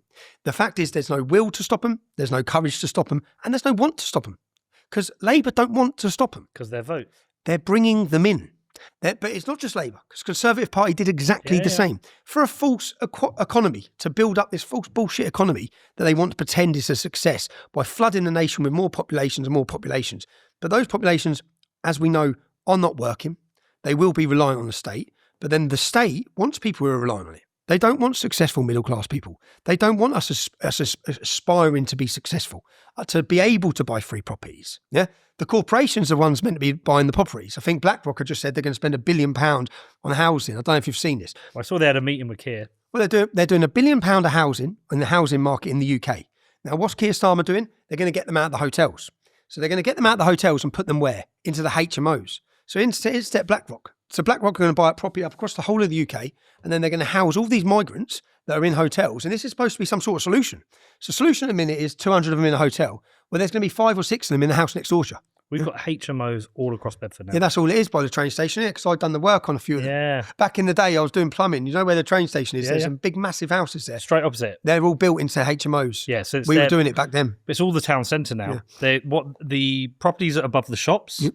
A landlord will buy them, they'll convert them into HMO, and then they rent it back to the council emergency housing. And that's bringing all the people from the remand prison when they're put on the street. Because, by the way, with the remand prison, they're meant to send them back to the town they come from. You've got Northampton, Luton, Milton Keynes, people come to the remand prison, they just throw them on the streets of Bedford. And then they go to the housing, they get put in the HMOs. So you're filling the town centre with It's just people big business. It's big business. Oh, it's good money. It's good money for the corporations, and they want these populations. They want everyone living in a bedsit. That's the future. Well, They want you all living in a stupid little bedsit with no freedom, no garden, nothing, sharing a small room and telling you that that means freedom. I'll give you the math of this. We did the Freedom of Information Act request on it. 2022-23, emergency housing in Bedford, 7.5 million. Last year went up to 18 million. So in 2 years, from 7.5 to 18 million. We looked at how many people they're housing. It worked out an average of £20,000 a year per person. Now, if you've got an average of £20,000, what would you expect to be able to rent for that for £20,000 a year? You get something nice. You get something nice, 3-bed mid-terrace maybe. You're not getting a bedsit. Some of them are. Some of them are getting houses. Yep. But that's the average. And so I'm looking at it going, well, somebody's making off that if that's the average. Because really, yeah, if you're getting a 1 bedroom in a HMO, it's what, 800 quid a month? Yep. 700 quid a month? 700, probably Yeah. 600. So that's 8.5 grand a year. So if that's the average, who's making on it? And someone's making on it. As I said, Serco are making it. It's all big business. I know. That's why there's no... Again, you don't think that the Royal Navy could stop the boats. Okay. We don't think that you could round up and start mass deportations. You know, like I see the remigration. I saw the AFD in Germany, who recently got 21% of the vote. Their policy prior to election was remigration. Now, you look at the terrorist attacks that have happened in Germany. All of the attacks, the sexual, the rape rates, even across the whole of Europe. Yeah, you can literally draw a graph. Mass migration just comes rapes. So it's like, what do I care about? I care about British women. I don't really give a shit about the migrants. Yeah, and I don't believe that it's our problem. It's not our problem. So, and if we want to help them, we'll help them in a country that's culturally similar to them. Why are Saudi not taking any in? Why are none of these Qataris taking any in? Why are Egypt not? Why are none of these Islam, like the whole Palestinian issue? I think, well, Egypt's got a wall twice as big as Trump, any wall Trump wants to build, stopping the Palestinians. No Islamic nation in the world will take in any Palestinians, yet we've got all these Labour politicians saying they need to be welcomed here. Well, I don't believe any of them need to be welcomed here. I don't believe any of the mass migration we've had. Say, like when you look at Germany, they had 1 million come from Syria. Okay, so the war's now over, isn't it? David Lammy's shaking the hand of the jihadists now in control. Now, if that's the case, people need to start going back. And unless we address the illegal immigration that's in this country, then the demographic replacement of us as people is going to happen anyway. So when you have these progressive types who say we should welcome everyone and that you're a racist if you don't let people in, do you think we should try and build a bridge and talk to these people? You can't talk to them. They So won't. should we am I wasting my? Because I think No, you can't talk to them. I think about the end goal. What I'd like to see for the UK, which is usually starts economically successful, safe, beautiful. That's what I want: is an economically successful, beautiful, safe country. And I think how can I build a bridge with the people who think differently from me? And you think that's a waste of time? Now, you have to understand that these people who are saying refugees welcome, when you just tear back the skin a little bit, they're Marxists or communists. So what it is they see the easiest way to align the red-green, the alliance that happened in Iran, where the left side with the Islamists. Why are they siding together? Because the left, they hate religion. But here they are siding with Islamic radicals because they believe that the biggest weapon to bring down the state, which they wish to destroy the state and start again, don't they? They wish to bring it all down, like whether it be defund the police, get rid of the police, cause so much criminality. The biggest weapon to do that together is the left and the Islamists, which join together. So you can't sit and have a conversation with them because the reason they're talking this way is to get their end goal anyway. And their end goal is either Marxism or communism. Waste of time then. Total waste of time. They don't believe in freedom. They don't want freedom. They want the state. They want the state to control absolutely every aspect of your life. That's their mindset. That's their end goal. So whilst they pretend they care about refugees, the truth is they don't really care about them either. They don't. And if they cared about them, how many are they letting live with them? Well, they're NIMBYs. as I said. Not in my backyard. So that's a waste of time. Well, I think that I've always said the left or the counter-protesters to us, because lots of our supporters used to run towards them, and it would frustrate me a lot. Yeah, like now we're planning our event, September 13th. I don't care about the opposition. Yeah, I don't think people should try and talk to them, should try and go near them. They are busting from all around the country. They're paid to be there. They're paid activists. Yeah, like there's free buses put on to bring people against us on the last few events. The buses are free. They're organised by the trade unions. It's literally the government. They are the boot boys of the government who are shipped in. We saw it in Epping recently, where they brought them in to attack families and women who are protesting. Now, this might have worked up to 10 years ago, 5 years ago even, yeah? Because this is what they've done with the English Defence League. They literally get you. They have your supporters there. They'll let people throw things at you. When your supporters react, the media are waiting as a weapon of the state to take the pictures. They won't show what's gone on here, yeah? They'll literally just show loads of angry English, and they'll portray you as thugs, criminals and hooligans. And that media portrayal is then pumped around the entire country. And when I say pumped, it's like any negative news story about me. It's not just pumped on the date, say the Trinity Mirror. They own all the local newspapers. Yeah. So the story will come out in the Nationals, and then it'll be Bedfordshire News, Hertfordshire News. It will literally spread, like their narrative will go across the whole country. And the portrayal they're giving to people. Now, with the recent Epping protests, as the Antifa were brought in by the police to do exactly this. If it wasn't for citizen journalism now, which is the best thing that could happen to freedom and to help people see the truth, then they were videoed coming in. They were videoed being brought in from outside of the area. They're not locals. Who are they? They're the same people at every protest. They've been bussed in to provoke a violent reaction continuously, all wearing masks, can't see who their faces are, coming in to provoke reaction. But then because the videos now of that is what's going viral, because now there is an alternative, because they don't control the entire social network anymore. Elon Musk has bought X. X is now the biggest news platform and source of news in the world. Where do the British public get their news from? X. Everyone goes to X. Now, this is a big problem for the establishment. It's a problem for Keir Starmer, because up until 24 months ago, they could tell you what to think about everything. They could literally tell you what to think and control words that were not allowed to be said. You mentioned Tommy Robinson on Facebook, you're deleted. They had control of all of them. They've lost total control. Which is why we're now, I'd say, bordering on a British revolution. I totally believe we are. Well, the whole flag thing's fascinating. I mean, I'm watching it every day now. We just drove here, didn't we? I've seen flags everywhere. Everywhere I look. Everywhere. And it always makes me laugh because there'll be somebody on Twitter complaining about the flags and they've got a Ukrainian flag in there. And by the way, I'm actually supportive of Ukrainian people, but it's just... Or an EU flag or a pride flag. Yeah, but they hate the English flag. And it's like, well, but anyway, I think... But they're in all of these things now, which is the good thing. Yeah? They're losing. They're losing big time. Yeah? I walk the streets. I've had to change my thing after St Pancras recently, but I get to see public perception. We just saw the guy around there stop you. Yeah, the Indian guy. Yeah, have a chat with you. That was a Hindu guy. Yeah. Which he's fed up with.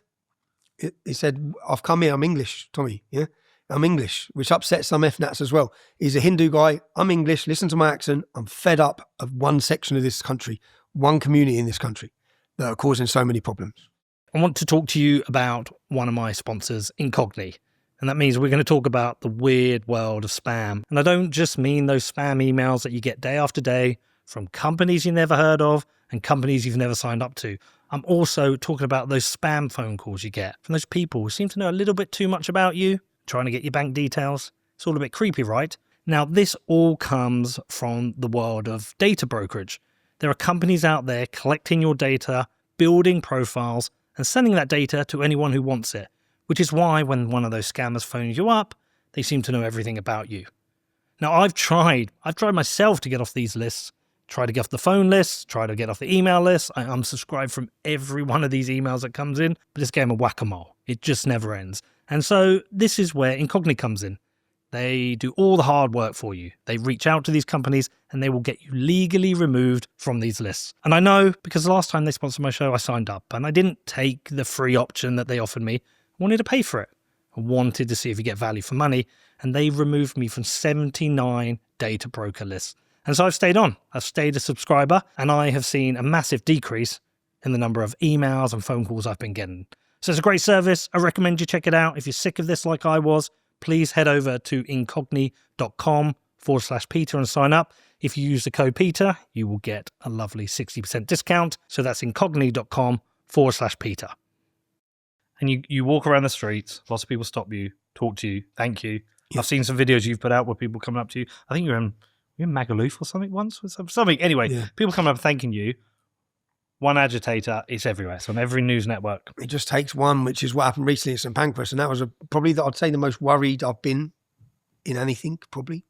And I've had a lot of worrying situations because it happened at train station in St Pancras. I was continuously confronted and harassed, yeah? And then obviously it gets to the point where he comes at me violently. I defend myself, which is what's happened.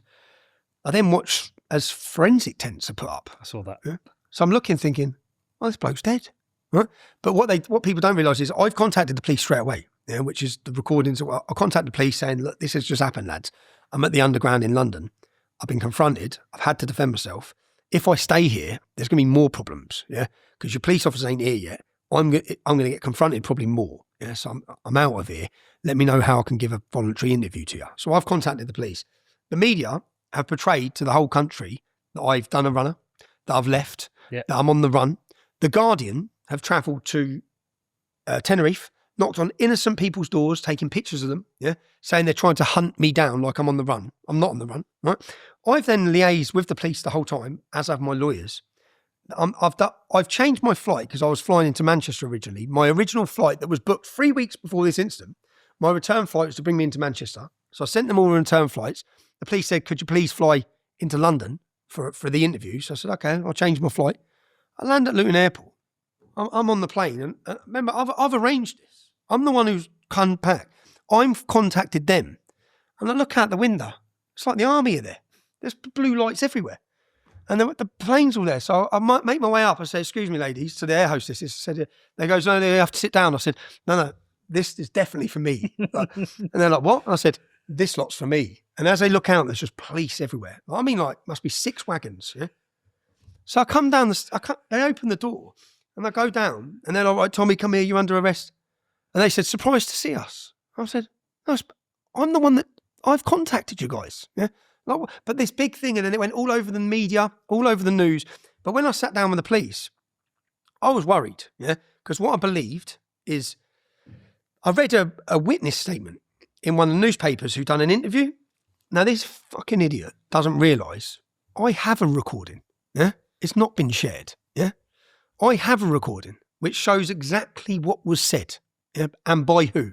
And you can evidently hear the man and how aggressive he is, yeah? And you can hear him come at me, yeah? And scream, you want a piece of me? At the top of his voice, yeah? It's at that point that I'm in a position to defend myself. Now, I have that recording. The police haven't had it. No one else has it. I have it. What does the witness statement say? He says, I said that. So as I'm reading this witness statement in the national newspaper, well, I'm not allowed to do this. I bow condition certain things. Yeah. So as I'm reading this witness statement, I think, well, I didn't say that. And I've got the evidence I didn't say that. So then I sit down in my interview and I'm shitting myself because I think they're going to have no CCTV. They're not going to shut. So you're just going to have witnesses' accounts. So I'm thinking, well, the witnesses are all going to damage me. Yeah. Because I don't trust who the witnesses are. So I don't trust this. And then I'm worried thinking, well, I'm in trouble here. Yeah? But I sit down, the 2 police officers are sat there. I go in, I meet I sit down with my solicitor and she says, the police are really nice. It's pretty strange, Tommy. They're being really nice. So I said, all right. They've got footage. I sit down. They start playing the footage. So I'm watching the footage and I'm standing there and this man comes here. I'm standing minding my own business. He comes up here, yeah, in my face. I'm like, mate, what you doing? And you see him follow me and I walk backwards and you can see me clearly saying, fuck off, mate, yeah. Then I get away from him. He comes back after me and now he comes off a train, yeah. He comes off his train at St Pancras. So he's leaving St Pancras when he sees me and he makes a beeline and follows me to my train, yeah. Now, this is the bullshit because when he gets to the top of the stairs, he starts pretending he's looking for a platform, yeah. But he's just, what the witnesses don't know or don't see is what's happened for the 2 minutes before this. He's confronting me, he's threatening me continuously. He's aggressively confronting me. You can see it so clearly. So as I'm watching it on the camera and I'm waiting for the minute when I obviously defend myself and I'm thinking, because it all happened so quick. But as I watch it, he just comes at me Yeah. So it's like, well, there's never a better case of self-defense. I tried to get away from him so many times. He follows me. You can clearly see how he's all over me. He's in my face. He's literally here. Yeah. I'm watching it thinking, I should have defended myself 10 minutes ago when I'm watching it. And I look at the police officers and I look at my solicitor. I think, what the fuck am I even doing here? As I'm watching this. Then I realise they haven't even got a statement off him. So he hasn't given a statement. Now, obviously, I'm answering bail for this on the 3rd of this month. Yeah. Okay. But what I said when I come out is, well, just release the footage. Let the public, that 10-second clip you put out of him asleep on the floor. Yeah. Now, I was worried for him, very worried at the time, because from what I understand is he's had a blood clot in his brain. Yeah. Which I'm not happy about. But I was forced into a position to defend myself. We don't like self-defense in this country. It's like, as I'm watching it, I'm thinking, even when they're interviewing me, I'm looking at them, the two coppers, I'm looking at my solicitor, and the copper just gave me a smile. Because he could see my reaction, because once I saw the footage, I was like, oh, thank fuck for this. Are you still at risk with this, though? Well, Ricky, this dude who just got the not guilty for slit. Yeah. So he got not guilty because they put him on a jury trial in a certain catchment area of London, where the catchment of the jury are going to sympathise totally. They're a Labour supporting catchment. They're going to sympathise with him totally, yeah? So I don't trust even their... I'll have a jury trial if they prosecute me, but the public just need to see the video. When you see the video, you'll see that I had no choice but to defend myself. Then I realise that I'm in a bit of a vulnerable position. I walk everywhere on my own, Peter. What was the first thing you said to me? Why are you walking around London without who am I security? meant to walk around with? Someone, anyone. No, A I know. mate. I know. Someone. Well, I'm with a mate today. Yeah. But I just said, I live my life I just live a normal life. So Yeah. if I want to pop into London, I'll just pop into London. But Tommy, you don't have a normal life. No, now I realise that. Yeah, I No, mean... now I realise that. I've just sort of lived off, I think having security, it makes me feel muggy. I don't need security. But it's... Tommy, did he strike you? 'Cause No, you had a cut. do you know what's insane? I had a cut on my forehead. Yeah. That was done 2 hours before a podcast with Brian Rose. So as I'm walking, and Brian Rose could state this, yeah. As I'm walking into the podcast, I pulled the door open. It's a glass door and it hits me in the head. I nearly knocked myself out. And I had a little cut. Now this happens, and then 2 hours later, after the interview, I go home. I'm on the way home on my own. I have a burger at the train station, and then I'm walking through, and this happens. So people are putting the 2 and 2 together. I can see people saying, well, he's obviously been hit because he's got a cut on his forehead. That cut on the forehead, which people probably wouldn't believe, You bang your head. come from the glass door on the way into the podcast. But the thing is, you don't have a normal life. You just don't. Your life is far from normal. You're one of the top... It doesn't matter what people think of you, like you, dislike you. You're one of the probably top personalities in the country. You're doing something really important for a number of people. Well, I realised how when I sat there for that weekend, I thought, there's a lot of people relying on September 13th. There's a cultural movement being built. And do you know what I said? What we said at the start, and it wasn't just me, there was a team of people who sat in a room, and all of them have got a profile. It was from Katie Hopkins to Lawrence Fox to Cole Benjamin.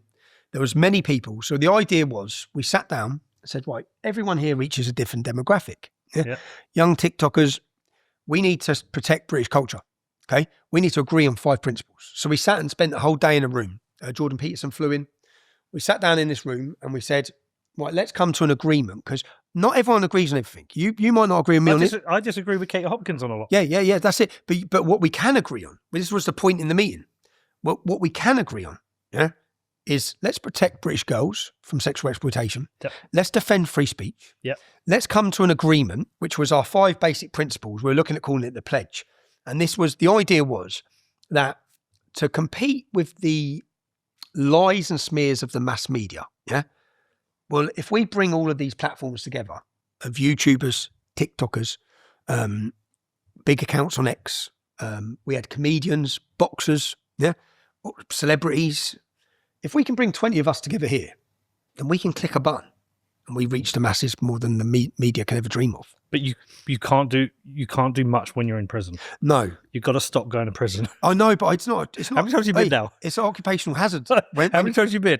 Too many. Yeah, but you've got to... 6. Do you know what it is? That's not a choice. Well, it was a choice on the last one because I played the film. Yeah. But you see, the only way to prevent that would be to shut my mouth. Because unfortunately, so long as I continue to talk, they're going to continue to try and find ways to bring me down. Sure, but I think you can play it smart. Yeah. When you go to prison for 13 months and 8 months of that solitary, No one hears from you. No, and it messes you up. Yeah, and I think there's such an important role that you're doing. Like I said, I've seen it now. It's gone from basically anyone I know say, oh, Tommy's a racist and Reform are a racist party, to people saying, I'm going to vote Reform and Tommy was right. When you're gone for 13 months, that's a voice that's lost, an effective voice. And also, it's clearly not good for your health. I watched your interview with Liam Tufts. I was choking up. It's clearly not useful for you personally. It's not useful for your kids. Surely there's a finer line you can walk. I think if you walk, I think that walking that fine line has got this country in the mess we're in. Fair. That's what I feel. But So, other people can do that job now. yeah, hopefully. How many people do you think are going to do it?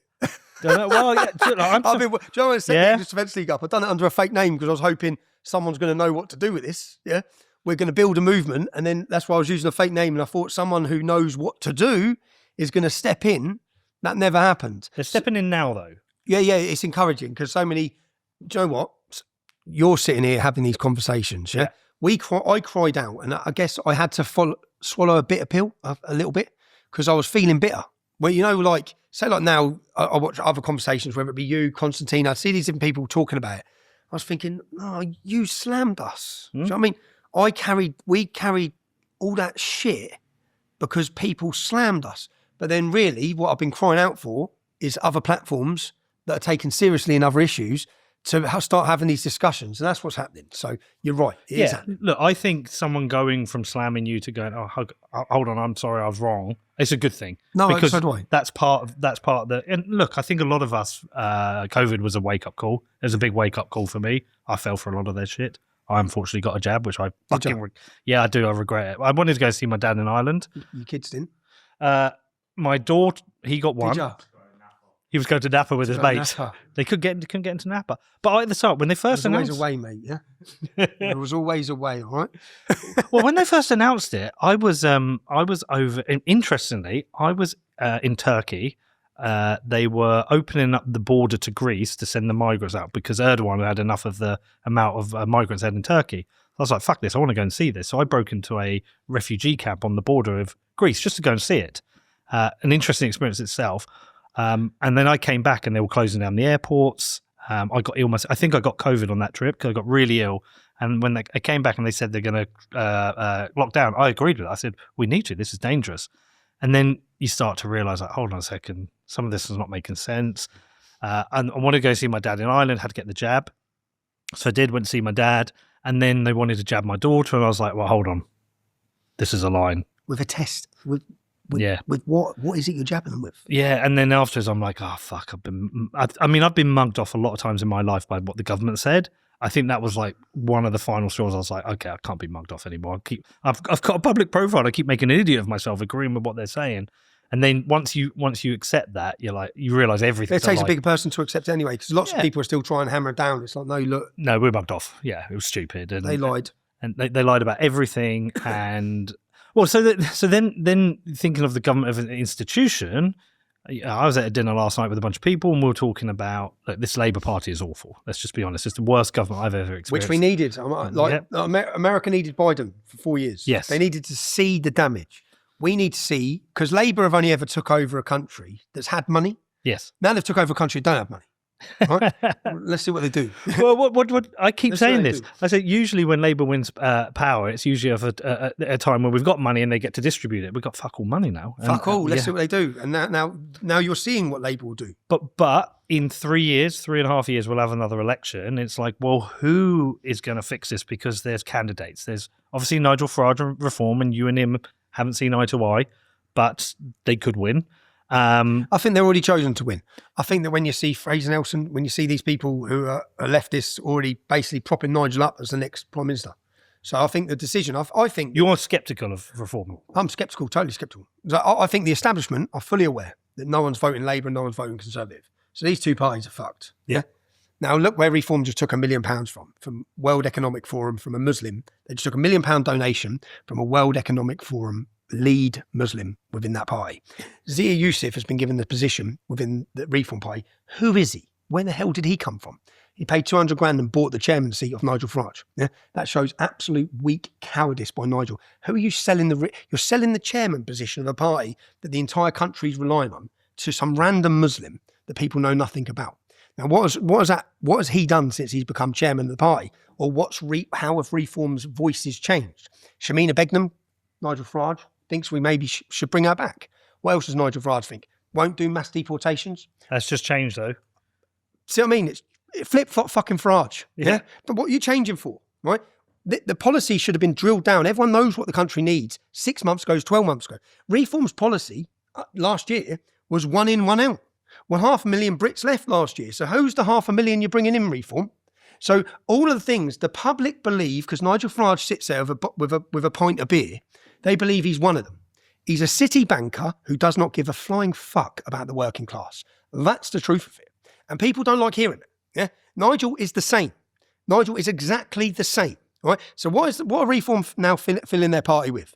Labour, Lib Dems, net zero enthusiasts. Yeah, the country's primed for a populist revolution, and we get Reform with a Muslim chairman who don't want mass deportations, who want to allow men into women's prisons. Like, what the hell is going on? Yeah? Every stance that Reform stood on that was the populist reason for people wanting to support them, they're gone back on. Or they're going back on. They're going back on because they're becoming another, what did he say? He said it in a recent interview. We're going to be to the left of the Conservatives on immigration. Well, that's not why people are supporting you. People are supporting you to close the borders, mass deportations, end the immigration, get rid of the migrants that are here illegally, and start putting British people first. Yeah? You're angry. I'm angry, yeah. Yeah. I'm angry because I see it all as a lie, and people get upset when you start telling them the lie. Nigel Farage had a meeting recently, a Reform dinner. Yeah, it was £25,000 a ticket for the head table. The entire head table was Pakistani Muslims at a Reform dinner. So yeah, I'm angry. Yeah, I'm angry because I believe the British public are putting their faith in another party that's going to betray them. That's what I believe. Now, unfortunately, could that be bridged? That if you was to sit with Nigel, like, did he contact you? There was a tweet once that was like a message to you. That's me taking the piss. Oh, that's just me on the wind-up, man. Oh, because I messaged Connor. I was like, I think it is. No, do you know what with Nigel? It's like Nigel said on national TV that I have convictions for violence against women. Yeah, this is a man who believes he's in a position. He got upset because Kemi Badenoch questioned the membership of Reform. Yet he wants to sit whilst I'm on solitary confinement. This is why I'm annoyed. Yeah, I'm on solitary confinement. My ex-wife had to put out a big statement. She had to tell my children before they go to school, when you go to school today, that people might be saying your dad's violent against me. Yeah, that's come from Nigel Farage, just lying. Where did he get that from? He just made up. He made up. Do you know when I went to jail? So if you pull up Nigel Farage, when I went to jail for reporting outside the Leeds Crown Court case, I can dig up this footage for you. Yeah? When I was reporting outside Leeds, who did the establishment push out for the interviews on TV? Nigel Farage. Nigel Farage then comes there and justifies my imprisonment. Even though everything was found to be flawed and illegal, he never apologised for that. He justified whilst in prison. This time, I'm in jail. Free Tommy starts trending worldwide thanks to Elon Musk. Who comes out again to justify my imprisonment again? Nigel Farage. He's a criminal. He committed contempt. No, Nigel, 167 million people watched the documentary. They know what I'm in jail for. I'm in jail because I told the truth. Now, Nigel didn't have to come out and support me at all. He didn't have to support me. Yeah, he just didn't have to lie and attack me, which is what he's continuously done. If you look at when we had the Brexit rally, far-right thugs and all tattoos all over them. Yeah, I got a few. Well, according to Nigel's elitist view, because that's what Nigel is, Nigel's a city banker elite, yeah? You're a thug, you're working class, you're scum. Yeah? That's Nigel's view. What if he reached out to you? What if he reached out to me? I'll say, what did you do to Rupert Lowe? Explain it. Just explain. Because Rupert Lowe says that the reason he was kicked out of Reform was because he wouldn't let go on the Islamic rape gang issue. Yeah. So he was kicked out. Again, I asked questions about Zia Yusuf, unfortunately. So I think Robinson, frankly, was out there asking for trouble. I don't think it was a very bright thing to do. What's his imprisonment in his case is not heroic in any way at all. And that, of course, will surprise some of you. Do you think he's done that because he's scared of you or scared of the public's opinion of you? The public, Nigel, walk the street with me, mate, and see the public opinion of me, yeah? Yeah, but he bought what I bought and others bought. No, I think that Nigel, anyone, I think that the moment Rupert Lowe was finished within Reform was when at the party conference he got a bigger round of applause from Nigel Farage. That was it. He's got to go. So there's no bridging that. You think Reform is just a waste of time? Unfortunately, for me, I believe that the only party, Nigel doesn't care at present, yeah? Because there's no other party. So Nigel can sit there, he can say, well, I'll let men in women's prisons, yeah? He can do all this. I'll do this. I'm not going to do mass deportations. I'll bring Shamina Begum back. He can say all these things because, unfortunately, the public who are upset have got no other choice other than Conservatives, Labour or Reform. Yeah. Now, to push Reform on those issues, if you want to look at Nigel Farage's policies over the next 6 months, look now what Ben Habib and Rupert Lowe are saying, because that's what's going to happen. They're going to push him. I believe Ben Habib's new party, Advance, is now on 30,000 members. And you've come out and said you support them. I've joined Advance because I watched Ben Habib for a long time. He's been here twice. Has he been here twice? Yeah. I think he's good. Yeah. I think he's articulate. I think he's a politician, which are all things that I don't want to be as well.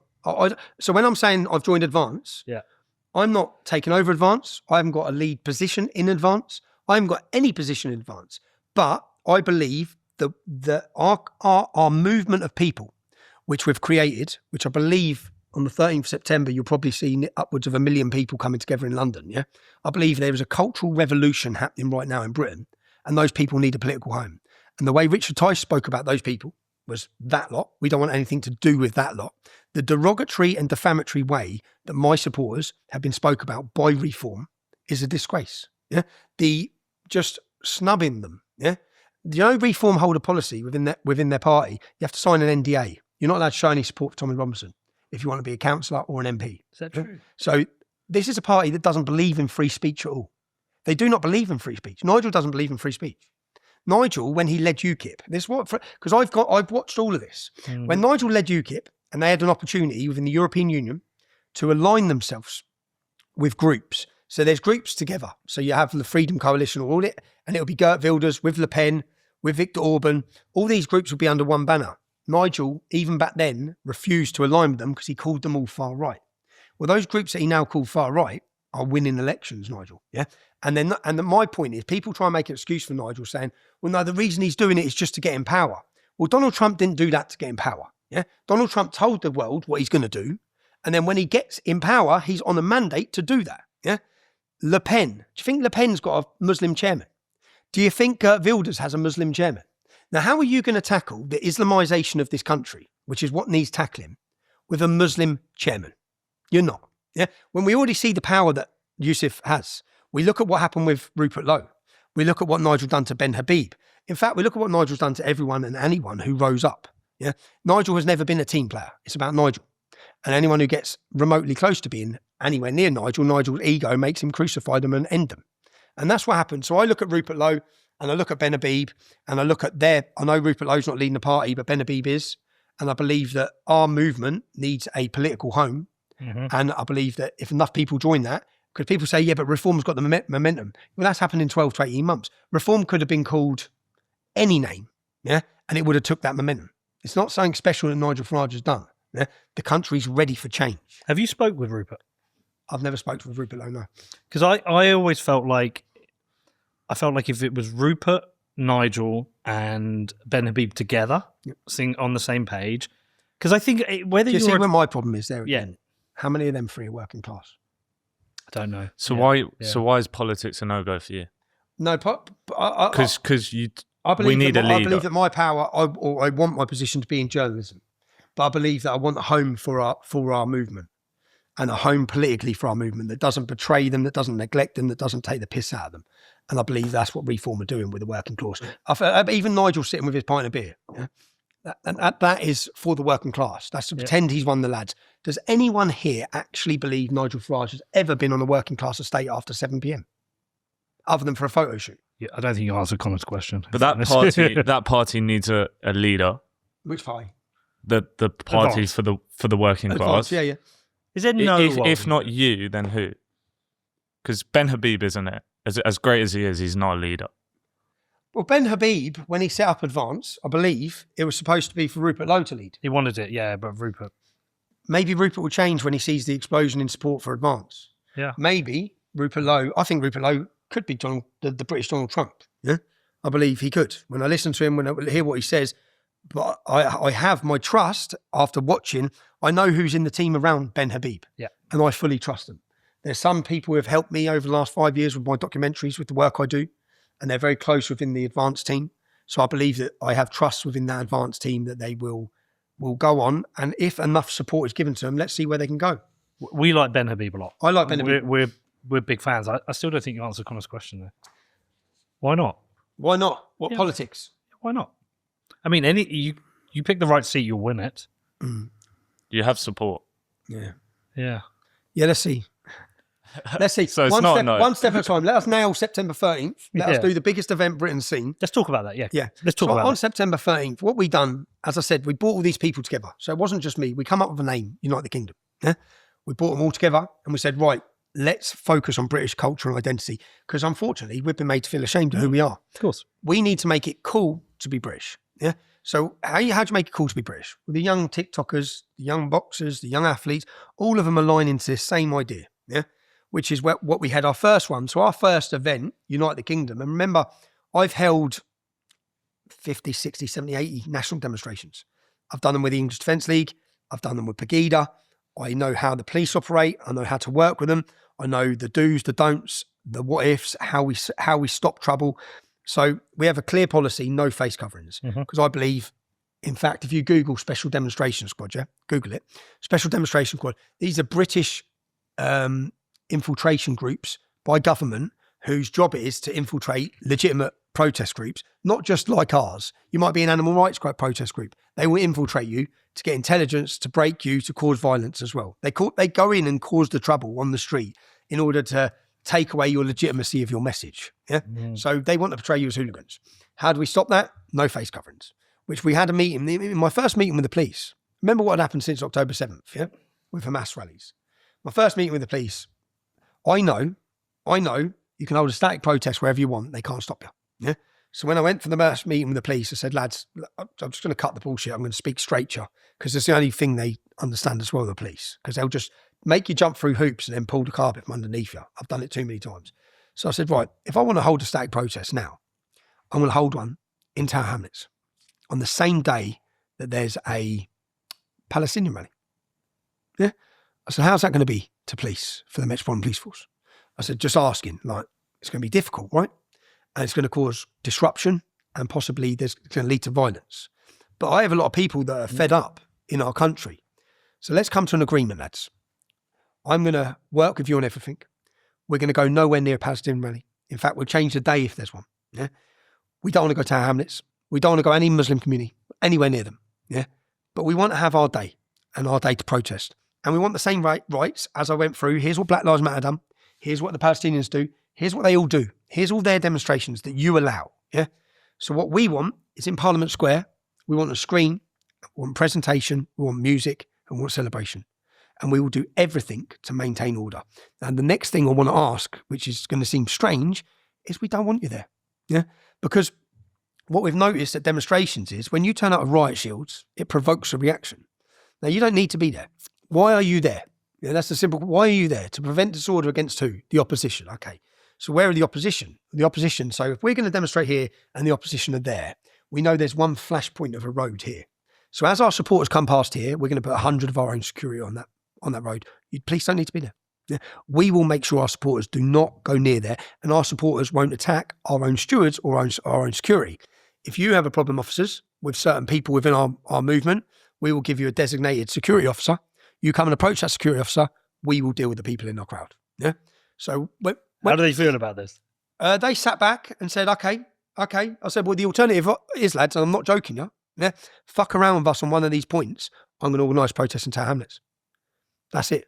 So I don't want to, but if you take away any of our rights, we want the same rights every other community has. The Muslim community can march, the far left can march, everyone can march.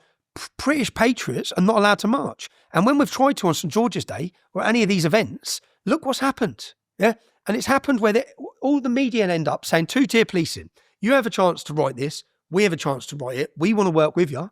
We don't want people attacking police officers and we don't want you attacking us. Yeah? Isn't it all wonky though? Yeah. It's so wonky. But from this first meeting with the police, we held our first event.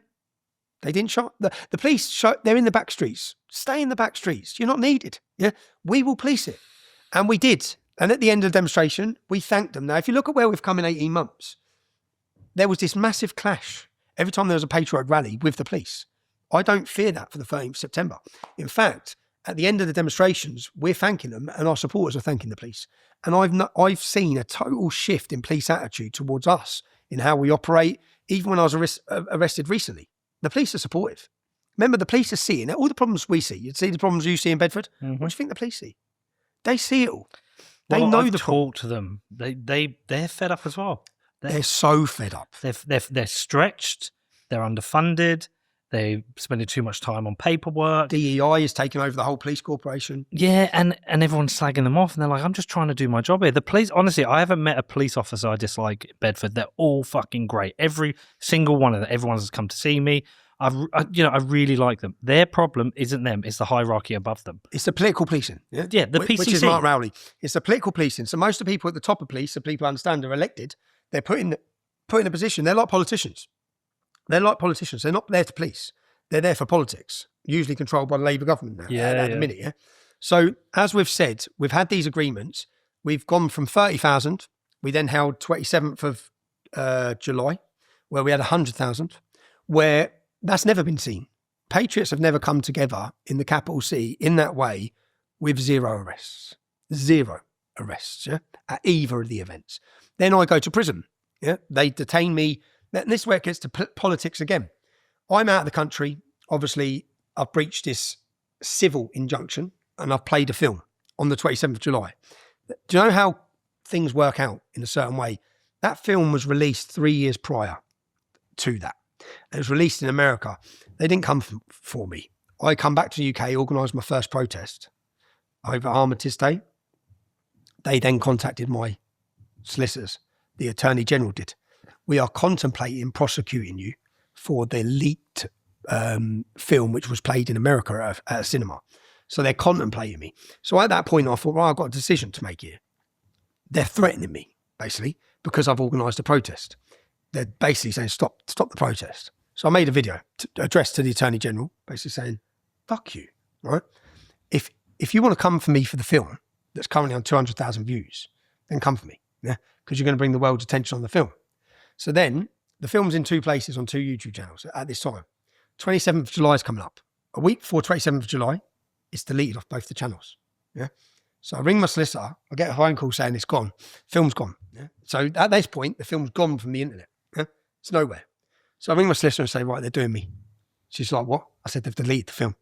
I said, so that means now they're going to prosecute me and no one's going to see the film because they're going to come and nick me. I'm going to be put straight in jail. No one's going to get to watch that film. So 27th of July, 100,000 people, Trafalgar Square. I'm shitting myself because I sat my kids down and said, kids, I have to do this now. Yeah.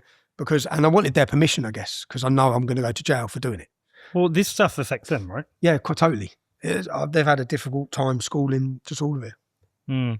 Do you think they're going to come for you before September the 13th? No, I don't. Do you know what? Maybe I'm stupid. So, but when that 27th of July, I played the film, 100,000 people. Yeah. I played it in Trafalgar Square, 100,000 people, 900,000 people watching live. There you go. Here's the film. Now come and get me. Yeah. And then I leave to go abroad because I know they're coming to get me. Well, and as I leave, 27th of July, 28th of July, I get arrested on terrorism charges. I'm nicked on. Yeah, because it's only because they want to get in your phone, right? That's what I believe. Yeah, they want access to my phone, but that's not a free country where they create bullshit in order to look at what you're up to. And under terrorism legislation, some people may not know this, but you have no right to remain silent and you have to give them your PIN codes. And they can only enforce this legislation at borders and airports. So they knew what they were doing. They knew what they were doing. So they grabbed me. They detained me. I'm on trial for this October 13th.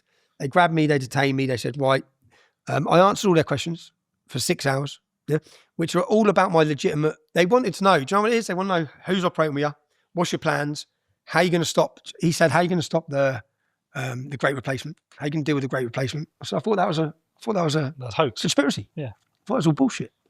Do you know what I mean? So they're asking me all these questions and then it gets to my phone. I said, look, you are not having access to my phone. I'm a journalist and they're my sources of information and you're not having them because in Rotherham, Rochdale, you were cooperating and working with the gangs. You're working with them in Telford. This is all proven. It's not my opinion. Yeah.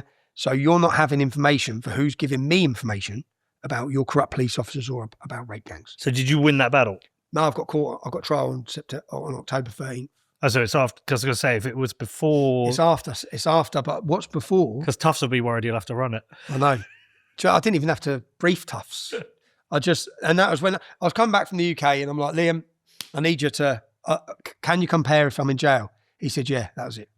And then I landed back in the UK. Look at What happens when them lot turn up? National Demo, What March happens Against when they turn Fascism, up? Unite. So these lot turn up. We should explain, sorry, so people listening who aren't watching it, we've got a post. Coach train. See, I bet if you go on, the coaches are free or subsidised, and they're subsidised by the union. See, that's all the coaches. Holy shit. Yeah. So what we're seeing is a poster for the same day, September the 13th. Yeah, don't worry, there'll be 10 people on each coach. March Against Fascism, Unite versus Tommy Robinson, Stand Up to Racism. So they want to counter-protest. They want to counter protest, but this is where. But that should be blocked.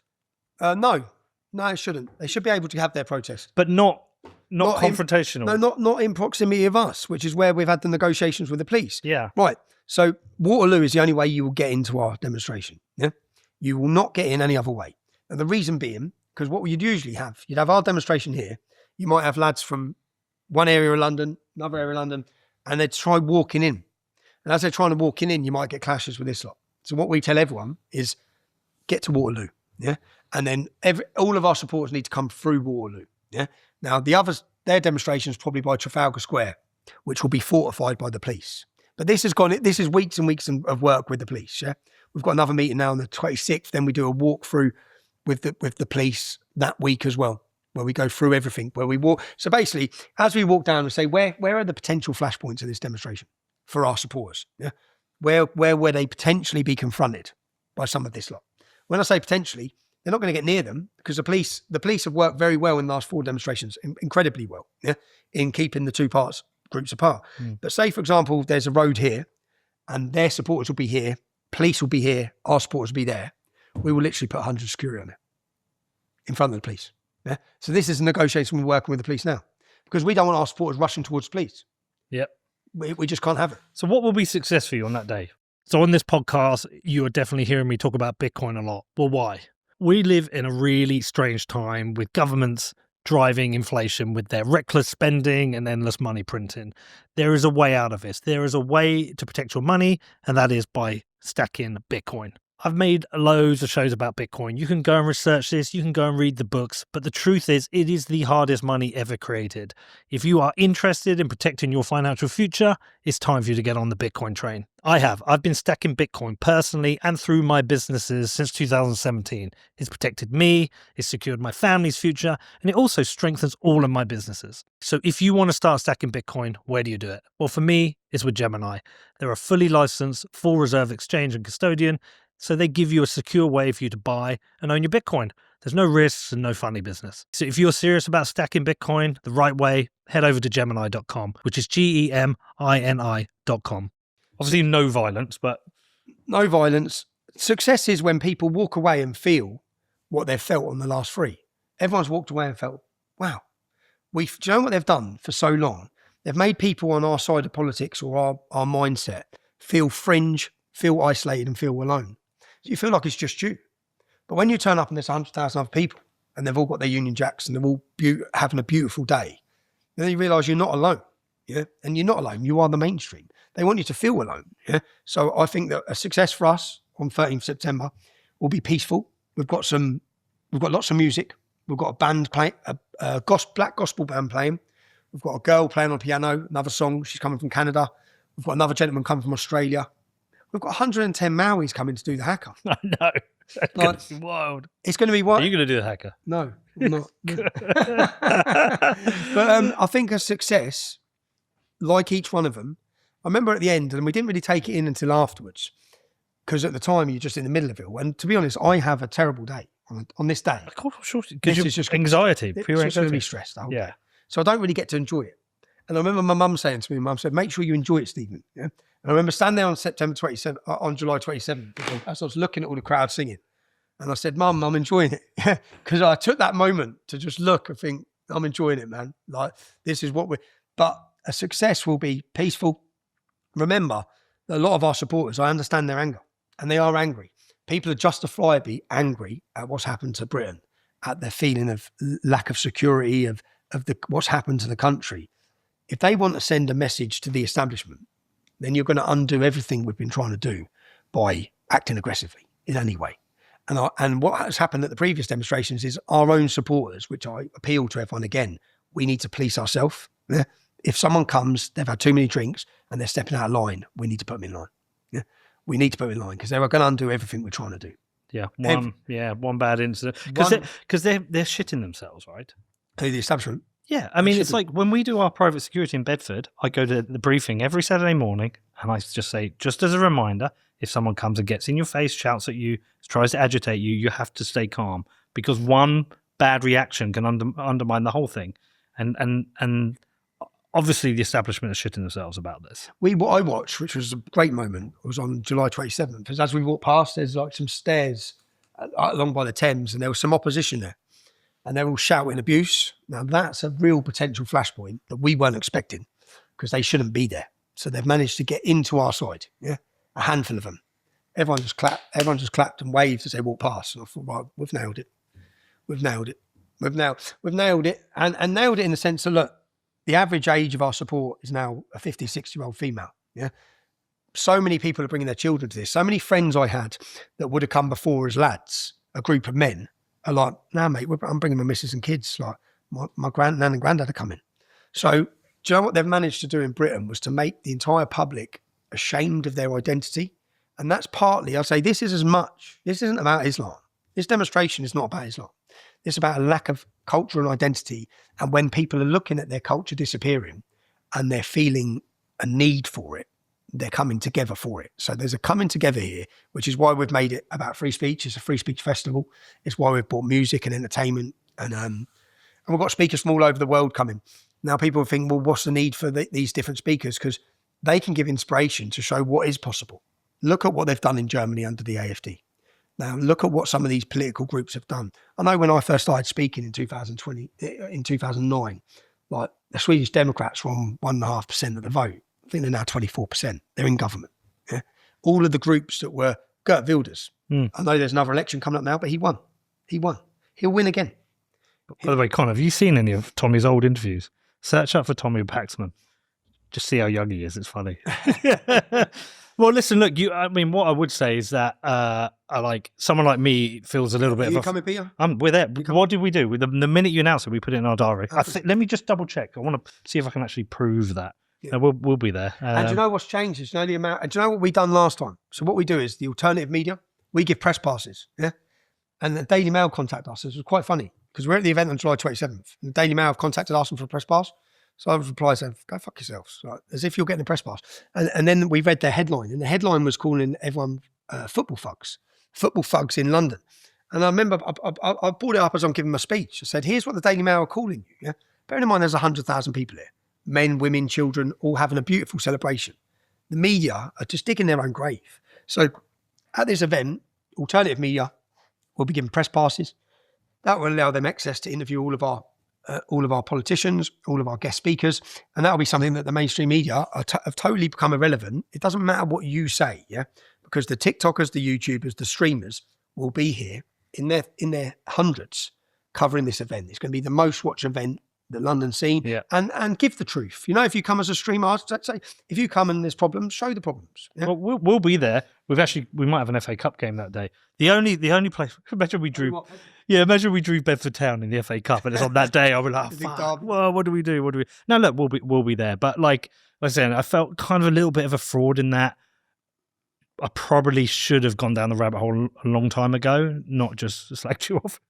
But you've opened it up to make it easier for people who maybe held some views privately, were scared to say it publicly, that they can talk about these things publicly. Just at least have the conversation. I guess we could talk for hours, but one final thing: if there are critics going to be listening to this, Terry's going to be listening. Yeah. What would you say to these people? I'll say, Terry, I'm not perfect. Never have been. Never will be. Yeah, I'm a normal working class kid from Luton Town. It should not have been left to people like me to have this conversation. I only wish that politicians stepped forward 15 years ago and spoke about these issues, but unfortunately, none of them did. Still, none of them do. So unfortunately, it's been left to people like us. So I don't claim to be sitting here polishing my halo. Yeah? I'm no angel, okay? But my heart has always been in the right place. We have shifted the discussion in important conversations that have been forgotten, hid, covered up, neglected. And all I care about is making sure that British people are put first. That doesn't mean white people Terry, okay?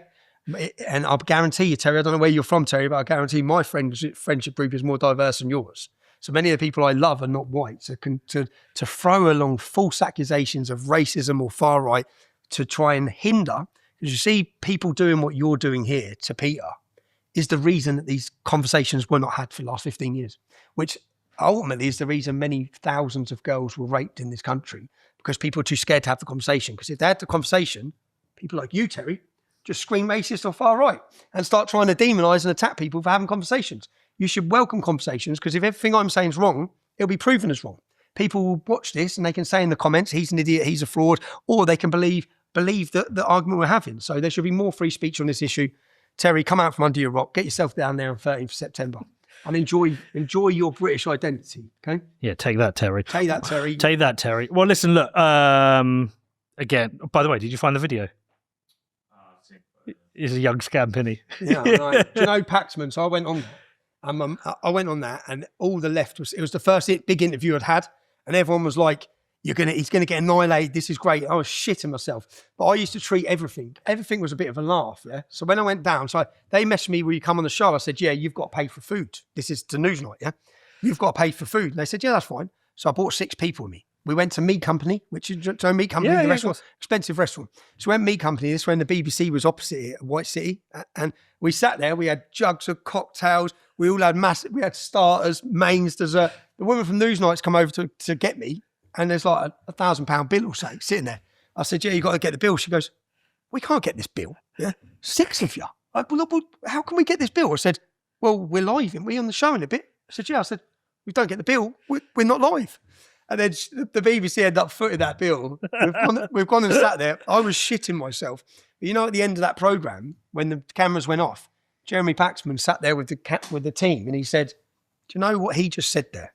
He said, he said, because I pointed out to him, you don't know anyone's hooked on heroin sold to Muslim gangs, do you, Jeremy? I do. You don't know anyone who's been killed by a Muslim gang, do you? I do. You don't know anyone who's been raped. So he said, all those points he just made to us, he's right. We don't know what he's talking about. Well, Paxman doesn't go easy. No, that's why I was you look nervous, but handled it well. And when I got home, so my mum, up until that point, had begged me and cried her eyes out, stop, Stephen, stop. Yeah, English Defence League, she was threatened with her job because she worked at the Catholic school, threats against the family, houses getting targeted, all these things. She said, please stop. I walked in after that, she went, you were fucking brilliant. You were brilliant, Stephen. I was like, thanks, Mum. So she still calls you Stephen? Yeah, she still calls me Stephen. Well, listen, look, apologies for being a dick in the past. Don't worry. Yeah, I learned from it. But listen, look, I'm really intrigued to see what people think of this. And we will be on there on September the 13th. And look, agree with you, disagree with you. We should all agree on free speech. So, yeah, keep doing your things. Try and stay out of jail. I'm going to try my best. Mate, the last thing I want to do, John, petrifies me more than anything is going to jail. Yeah. Because it's pretty soul-destroying sitting on solitary confinement for 7 months. There's loads more I wanted to ask you about. We'll do it again sometime. But listen, look, just keep doing your thing. We'll be there September the 13th. And do you want to pimp your channel again? trbooks.co.uk. You want this for the demo? It's nationware.co.uk. All right, Tommy. Cheers. Thank you. Yeah. Cheers. And fuck Luton.